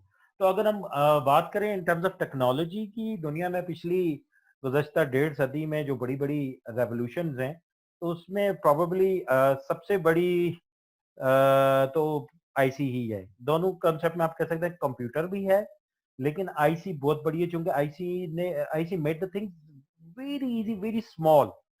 आज हमारे पास अगर ये devices हैं या हम ये use करते हैं तो द रीजन इज आईसी. ठीक है, हम अगर कंप्यूटर यूज कर सकते हैं तो उसकी मेजर रीजन जो है ना, वो सबसे ज्यादा वजह आईसी है. अदरवाइज हमारी तो कंप्यूटेशन ही परफॉर्म नहीं करनी थी. और जितनी हमने प्रोग्रेस की है अदर देन कंप्यूटर साइंस या इलेक्ट्रॉनिक्स के अलावा इन साइंस एंड टेक्नोलॉजी और अदर स्टफ लाइक वो बायोटेक्नोलॉजी है, बायोलॉजी है, स्पेस एक्सप्लोरेशन है, इन सब में आईसी का बहुत ज्यादा रोल है. ठीक है, क्योंकि आईसी की वजह से हमारी जो प्रोसेसिंग की जो स्पीड है वो बहुत तेज से बढ़ी, क्योंकि we make it enable to have that whole thing on to one chip. तो आईसी को इसलिए हमें सलूट करना चाहिए. और ये बड़े कम लोगों को इस बात का आइडिया है कि जी आईसी जो है वो बहुत बहुत बड़ी रेवोल्यूशन है. और जैसे एक डिजिटल इलेक्ट्रॉनिक्स, उसमें बाइनरी इलेक्ट्रॉनिक्स एंड देन वो उसकी मेजर जो वो है जो आउटपुट है वो कंप्यूटर ही है. और फिर कंप्यूटर्स में मेनली जो रेवोल्यूशन आई, खास तौर से आईसी का जो सबसे बड़ा बेनिफिशियरी है, बाकियों की खैर थी, वो कंप्यूटर ही है. For example IC is there in the television is well, but the television they were even before then the IC is well. तो वो टेलीविजन की स्क्रीन उतनी है बल्कि और बड़ी कर दी है हमने. तो टेलीविजन का साइज तो शायद उतना ही है, विड्थ में कम हो गया, वो डेप्थ में सॉरी, लेकिन इस तरह लेंथ विड्थ में बढ़ गया. तो और बेशुमार इसी तरह की चीजें हैं. वीसीआर भी ठीक है, इतना प्रॉब्लमेटिक नहीं था आईसी से पहले भी वीसीआर टाइप की चीज. तो ऑडियो प्लेयर्स भी जो वो पुराने होते थे तो वो भी ठीक है, उनमें फर्क है. लेकिन जो मेजर डिस्ट्रप्शन की है that is through the computers IC में. और कंप्यूटर्स के थ्रू क्या हुआ, it helped us a lot in every type of scientific stuff, scientific discoveries में, चाहे स्पेस एक्सप्लोरेशन हो, चाहे न्यू जीन्स की तलाश है, कोई भी चीज है उसमें we use computers by large. और बाकी जो enablement of our daily life activities है डायरेक्टली थ्रू कंप्यूटर साइंस, वो तो है ही है हमारे सामने चाहे वो हेल रेटिंग सर्विसेज हैं लाइक ऊबर क्रीम, चाहे इंटरनेट है, चाहे हमें मीडिया एक्सेस है, चाहे बैंकिंग एप्लीकेशन है, चाहे कुछ भी है, वो हमारे सामने है। तो सारे में उसका, तो फिर इसके बाद जो नेक्स्ट लेवल पे आती है, इससे कम लेवल पे, दैट इज इंटरनेट। और फिर इंटरनेट के बाद जो है इस वाली साइड पे, वो आपकी cloud computing and internet of things. और इनसे थोड़ी सी कम, काफी हद तक कम है, दैट इज नाउ इसी डोमेन में आ जाती है, that is edge and fog computing now, which is again a performance improvement more. और अगर इसके अलावा बात करें तो एक बहुत बड़ी जो इस वक्त रेवोल्यूशन चल रही है, that is artificial intelligence itself. Yes, analytics and those stuff. But एक जो बड़ी मेजर अच्छी रेवोल्यूशन है, दैट इज 3D प्रिंटिंग। इस पे बहुत ज्यादा सीरियसली हम शायद डिस्कस नहीं करते, हमारे उनमें नहीं होता, लेकिन 3D printing is a big big big revolution and it's going to do a huge disruption. ठीक है, थिंक अबाउट इट के आपकी हर चीज ही अब इसी तरह होगी, बिकॉज आपकी मैन्युफैक्चरिंग सारी शिफ्ट हो जाएगी ना। तो आप कहने, you think about a model, you want to have a car, car को थोड़ा सा मजीद कस्टमाइज करें, और software is going to tell you कि इसकी एरोडायनेमिक्स जो है यूं ठीक है, या आपने आप थोड़ा सा इसको यूं चेंज किया है, तो अब ये जो है ना, ये गड़बड़ हो जाए, ये इससे ड्रैग बढ़ जाएगा, drag coefficient, and you are going to have more fuel consumption, या यूं कर लें तो कम हो जाएगा, and eventually come up with your own design, और आपने बटन दबाया और आपकी कार बन गई। ठीक है, so maybe in coming 15 or 20 years you will reach up to that level, but even at this time you can construct a mini home। ठीक है, अब होम्स आपने देखे बनने शुरू हो गए, और इस तरह की चीजें आपकी वो हो गई हैं। तो it's a big revolution again 3D printing. Okay जी, let's move further. Application enable जो है क्लाउड कंप्यूटिंग से, तो क्लाउड कंप्यूटिंग डिफरेंट टाइप्स की एप्लीकेशंस के साथ के लिए सूटेबल है, सिर्फ ये नहीं कि एक ही तरह की। तो you can have high growth application, aperiodic bursting applications, periodic application and on off applications. तो हाई ग्रोथ एप्लीकेशंस क्या होती हैं? जिनमें सडनली बड़ी ग्रोथ आ जाए, तो आपकी एवरी डे आपका बिजनेस बहुत तेजी से चलने लग गया है, so you can not have those traditional procurement cycle. So your application, if it is being hosted onto cloud, so cloud provider का दर्द सर है कि he has to provide you all those resources. तो आपकी जो है वो auto scaling होगी और वो बढ़ती जाएगी। So it's very easy to move your things to the other cloud provider. So what you can do is आप एक पे तो मौजूद हैं, you can host your services onto another cloud provider as well. ठीक है, तो आप ये भी कर सकते हैं। For example, मैं इसकी एक और एग्जांपल देता हूँ। Let's say I started a business and I'm doing good. और let's say I am hosting my services into a local cloud provider. अब लोकल क्लाउड प्रोवाइडर आपको ऑब्वियसली पता है पाकिस्तान में उसकी लिमिटेड कैपेसिटी होगी, बट सपोज करें कि it's costing me cheaper than any international very big name, और एक और क्लाउड प्रोवाइडर है वो भी मुझे चीप ही पड़ रहा है। तो मुझे रिस्क ये लगता है कि पाकिस्तानी क्लाउड प्रोवाइडर जो हैं दे माइट एंड अप के अच्छा हम जो है ना स्केल आउट तो कर रहे हैं, लेकिन एट एक टाइम के बाद उनकी भी कैपेसिटी जवाब दे देगी, because yes they are on real infrastructure. हमारे लिए तो वर्चुअल है और वो प्रॉमिस करते हैं कि जी अनलिमिटेड है, लेकिन प्रैक्टिकली तो अनलिमिटेड नहीं है। तो what I can do is I can host it on to another as well. तो दूसरे पे भी तो मैं दो क्लाउड प्रोवाइडर्स की सर्विसेज ले रहा हूँ, ताकि मेरा रिस्क मिटिगेट हो जाए, और अगर कोई प्रॉब्लम एक क्लाउड प्रोवाइडर को हो जाए तो दूसरा चल।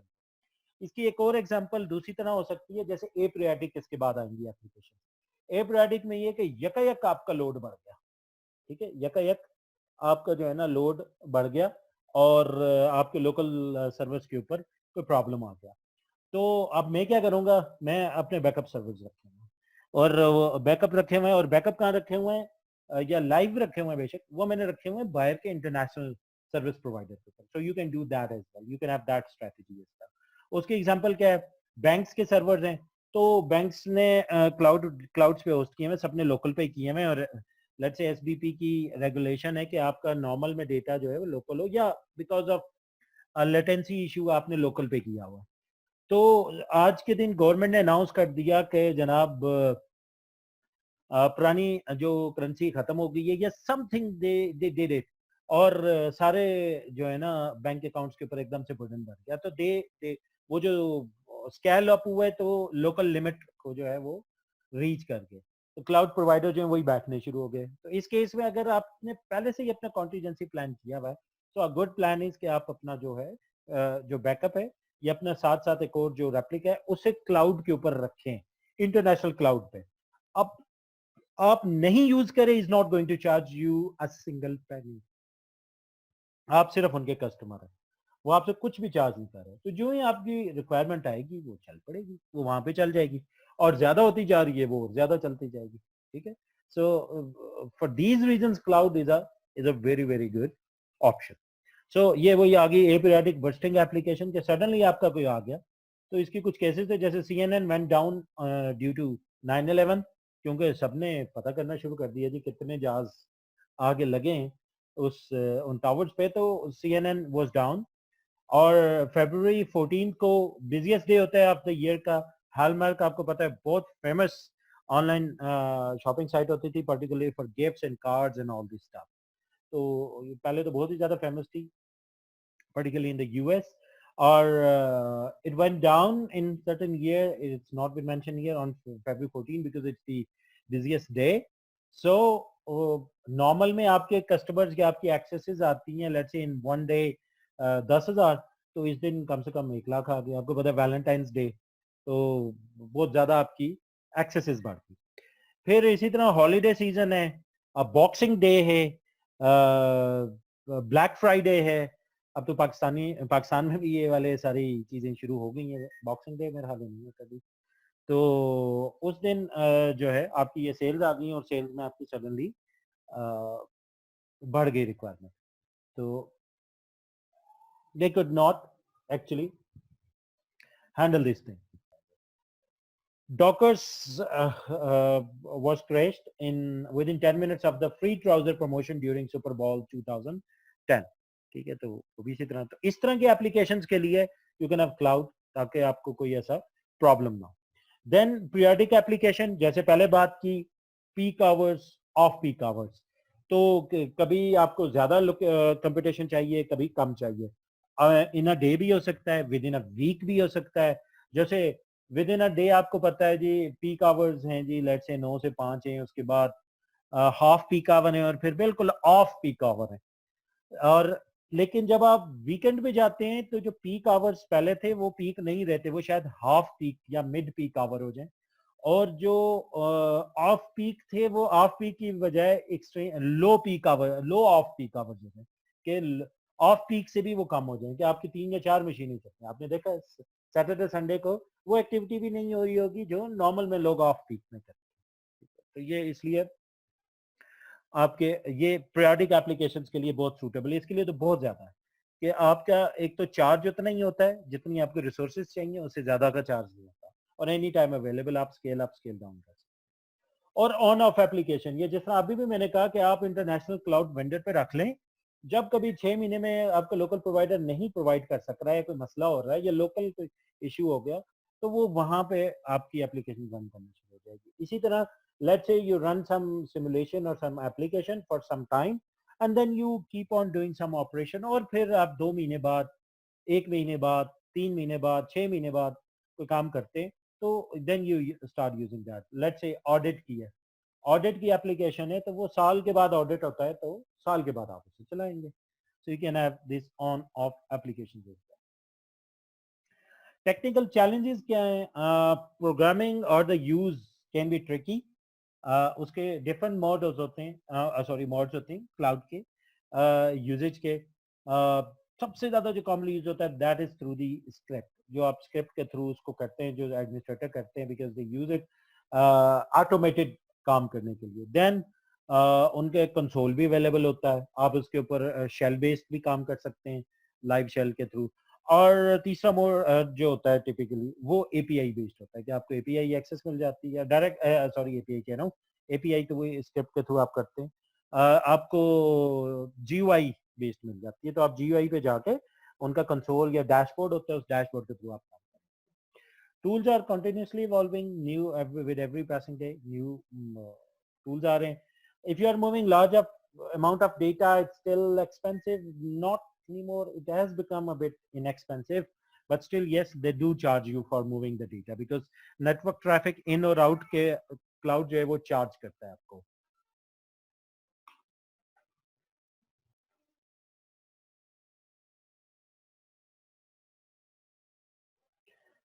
Then security can be an issue.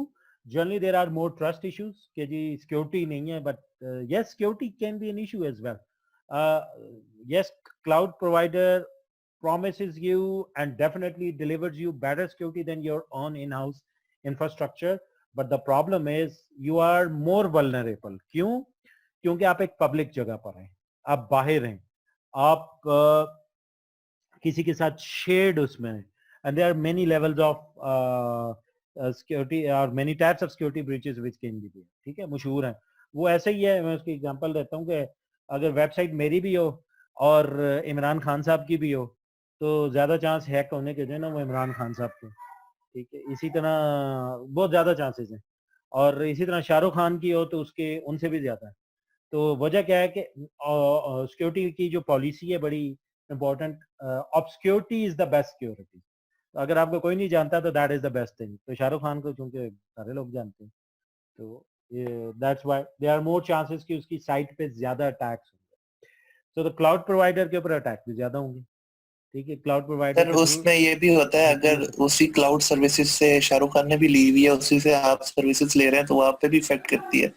हाँ जी, तो वो वही वाली बात कि जी किसी और की वजह से कोलेटरल डैमेज भी हो सकती है। तो मैं पहले कह रहा था कि वो न्यूज़ वेबसाइट या बैंक्स की वेबसाइट्स बैठ गई, साथ यूनिवर्सिटी की भी वेबसाइट या यूनिवर्सिटी की भी सर्विसेज वहीं चल रही थी। तो इवन डॉस अटैक ही हो गया या वो वैसे ही बैठ गई, उसकी इतनी ज्यादा यूजेज हो गई कि आपका जो क्लाउड ही बैठ गया कि उसके क्लाउड के लिए वो फील हो रहा है कि डॉस अटैक हो गया, तो मेरी साइट भी बैठ जाएगी। हालांकि यूनिवर्सिटी को कुछ नहीं हुआ, ठीक है, वो बैंक्स के लिए आई है, लेकिन यूनिवर्सिटी के भी सर्विसेज डाउन हो।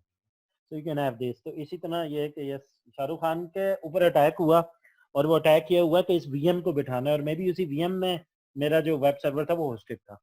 तो yes it can be down. Then quality of service you have to provide it. अब वो मल्टीपल लेवल पर है, क्वालिटी ऑफ सर्विस की पूरी चेन है, क्लाउड प्रोवाइडर ने भी देनी है। He tries to give his best to give you best quality of service, but there can be issue। but then major point comes, आपकी जो इंटरकनेक्टिविटी है उसकी क्वालिटी ऑफ सर्विस बड़ी मैटर करती है, उसकी वजह से भी इशू हो सकता है। अब क्वालिटी अगर अच्छी ना हो तो प्रॉब्लम बहुत सारी जगह पे हो सकता है। आपने लेट से अपना एक सर्वर ही बनाया है, सर्वर किस वेब सर्वर पे होस्ट है उसकी क्वालिटी से इंपैक्ट पड़ता है आपकी सर्विस पे। क्लाइंट के लिए एक सर्विस होती है, ठीक है। लेट से आप एक एप्लीकेशन आपने बना ली और वो एप्लीकेशन है बैंकिंग एप्लीकेशन, आप जब यूज करते हैं तो बड़ी स्लो है, तो उसकी बहुत सारी रीजन हो सकती है। उसकी रीजन ये हो सकती है कि जिस सर्वर पे होस्टेड है उस सर्वर से जो डाउनलिंक स्पीड है वो कम है, जो क्लाइंट यूज कर रहा है उसकी डाउनलोड स्पीड कम है, ठीक है। जो सर्वर होस्टेड है उसकी, सॉरी मैं डाउनलिंक बोल रहा था, अपलिंक स्पीड कम है सर्वर से। इसी तरह जो प्रोग्रामिंग हुई हुई उस एप्लीकेशन में वो प्रोग्रामिंग पुअर है, वो ऑप्टिमाइज नहीं है। जो प्रोग्रामर ने जिसने वो बैंकिंग एप्लीकेशन लिखी वो पुअर नहीं है, नहीं वो भी ठीक है, सब कुछ ठीक है। जो सर्वर होस्ट हुआ है वो सर्वर ठीक नहीं, वो सर्वर की जो चॉइस है वो ठीक नहीं, वो सर्वर इतना ऑप्टिमाइज नहीं। लेकिन क्लाइंट को क्या फील होगा, ये बैंकिंग ठीक नहीं चलती। तो there can be a lot of things जिनकी वजह से आपका ये सारे प्रॉब्लम हो सकते हैं, ठीक है। देन ग्रीन कंप्यूटिंग बड़ा अच्छा फायदा, जैसा मैंने बताया जी, yes it's good for that, क्योंकि शेयर करता है, but on the other side क्योंकि शेयर करता है तो सारी चीजें एक जगह भी कर देता है। सो that is a challenge is that. तो किसी एक जगह को ये ज्यादा पोल्यूटेड कर सकता है in terms of green house attack. And then very important, और जो जिससे छुटकारा नहीं है, दैट इज इंटरनेट डिपेंडेंस। आप इंटरनेट के ऊपर डिपेंडेंट हैं। Yes there can be cloud provider जिस जो आपको हो सकता है, जैसे लोकल क्लाउड प्रोवाइडर है, आपको डेडिकेटेड नेटवर्क दे दे। लाहौर या कराची जैसे सिटी में आपको जिस तरह अब आप देखते हैं कि आपको फाइबर कंपनीज अपनी डाल के इंटरनेट कनेक्टिविटी देती हैं, so they can give you their own fibre connectivity without any internet, और आप उसके ऊपर आ सकते हैं। अब उसका एक और बड़ा बेनिफिट है इन टर्म्स ऑफ सिक्योरिटी कि और कोई उसके ऊपर नहीं है, उसके ऊपर दुनिया नहीं है, उसके ऊपर सिर्फ आप और आपके जो शेयर्ड बाकी यूजर हैं वो होंगे। समझ रहे ना बात, आप दुनिया के नेटवर्क से हटकर हैं। तो you can have this model as well. जी सारा जो बैंक से कराची सिटी में बहुत सारे बैंक्स के हेड ऑफिस हैं, तो कराची सिटी में उन बैंक्स को दे दिया, या आम कंज्यूमर के लिए क्लाउड प्रोवाइडर है, वो तो नहीं करेंगे, लेकिन वो उन्होंने दे दिया। जिस तरह इंटरनेट सर्विसेज दे रहे हैं आपको कोई भी, जैसा फाइबर ऑप्टिक वाले हैं, घर तक fibre optic, fibre to the home आपको देते हैं, तो फाइबर टू द होम ही आपको दे दी, और आप मेन इंटरनेट से कनेक्टेड नहीं है, आप उस लाइन के थ्रू क्लाउड प्रोवाइडर से कनेक्टेड है। तो that is actually like a third party private cloud. ठीक है,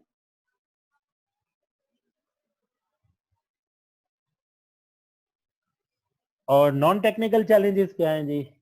ये बड़ा major problem, you can have a vendor lock in, जिस वेंडर के साथ हैं gradually become dependent on to that, क्योंकि आप उसी की सर्विसेज ऐड ऑन करते जाते हैं। So later on it becomes difficult, क्योंकि आप अपनी सर्विसेज को कस्टमाइज करते हैं, उनके अंदर स्क्रिप्ट भी लिखते हैं, उनके अंदर ऑटो स्केलिंग करनी है तो भी स्क्रिप्ट लिखते हैं, तो वो अब आपका पार्ट होते जाते हैं एप्लीकेशंस और आपके सर्विसेज। आप अब उसको जब मूव करना है, let's say you are right now on Amazon and you want to move on to Google compute platform, it becomes very difficult। ठीक है, तो इतना आसान नहीं है। वैसे तो कहते हैं जी बड़ा इजी इंटरफेस, बड़ा इजीली फौरन से मूव होता है, it's not easy. Then non standardised, हर क्लाउड प्रोवाइडर के अपने स्टैंडर्ड हैं, yes they are there, so it's not big non technical challenge.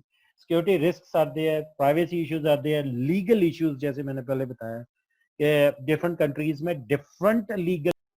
So that's all for the first chapter.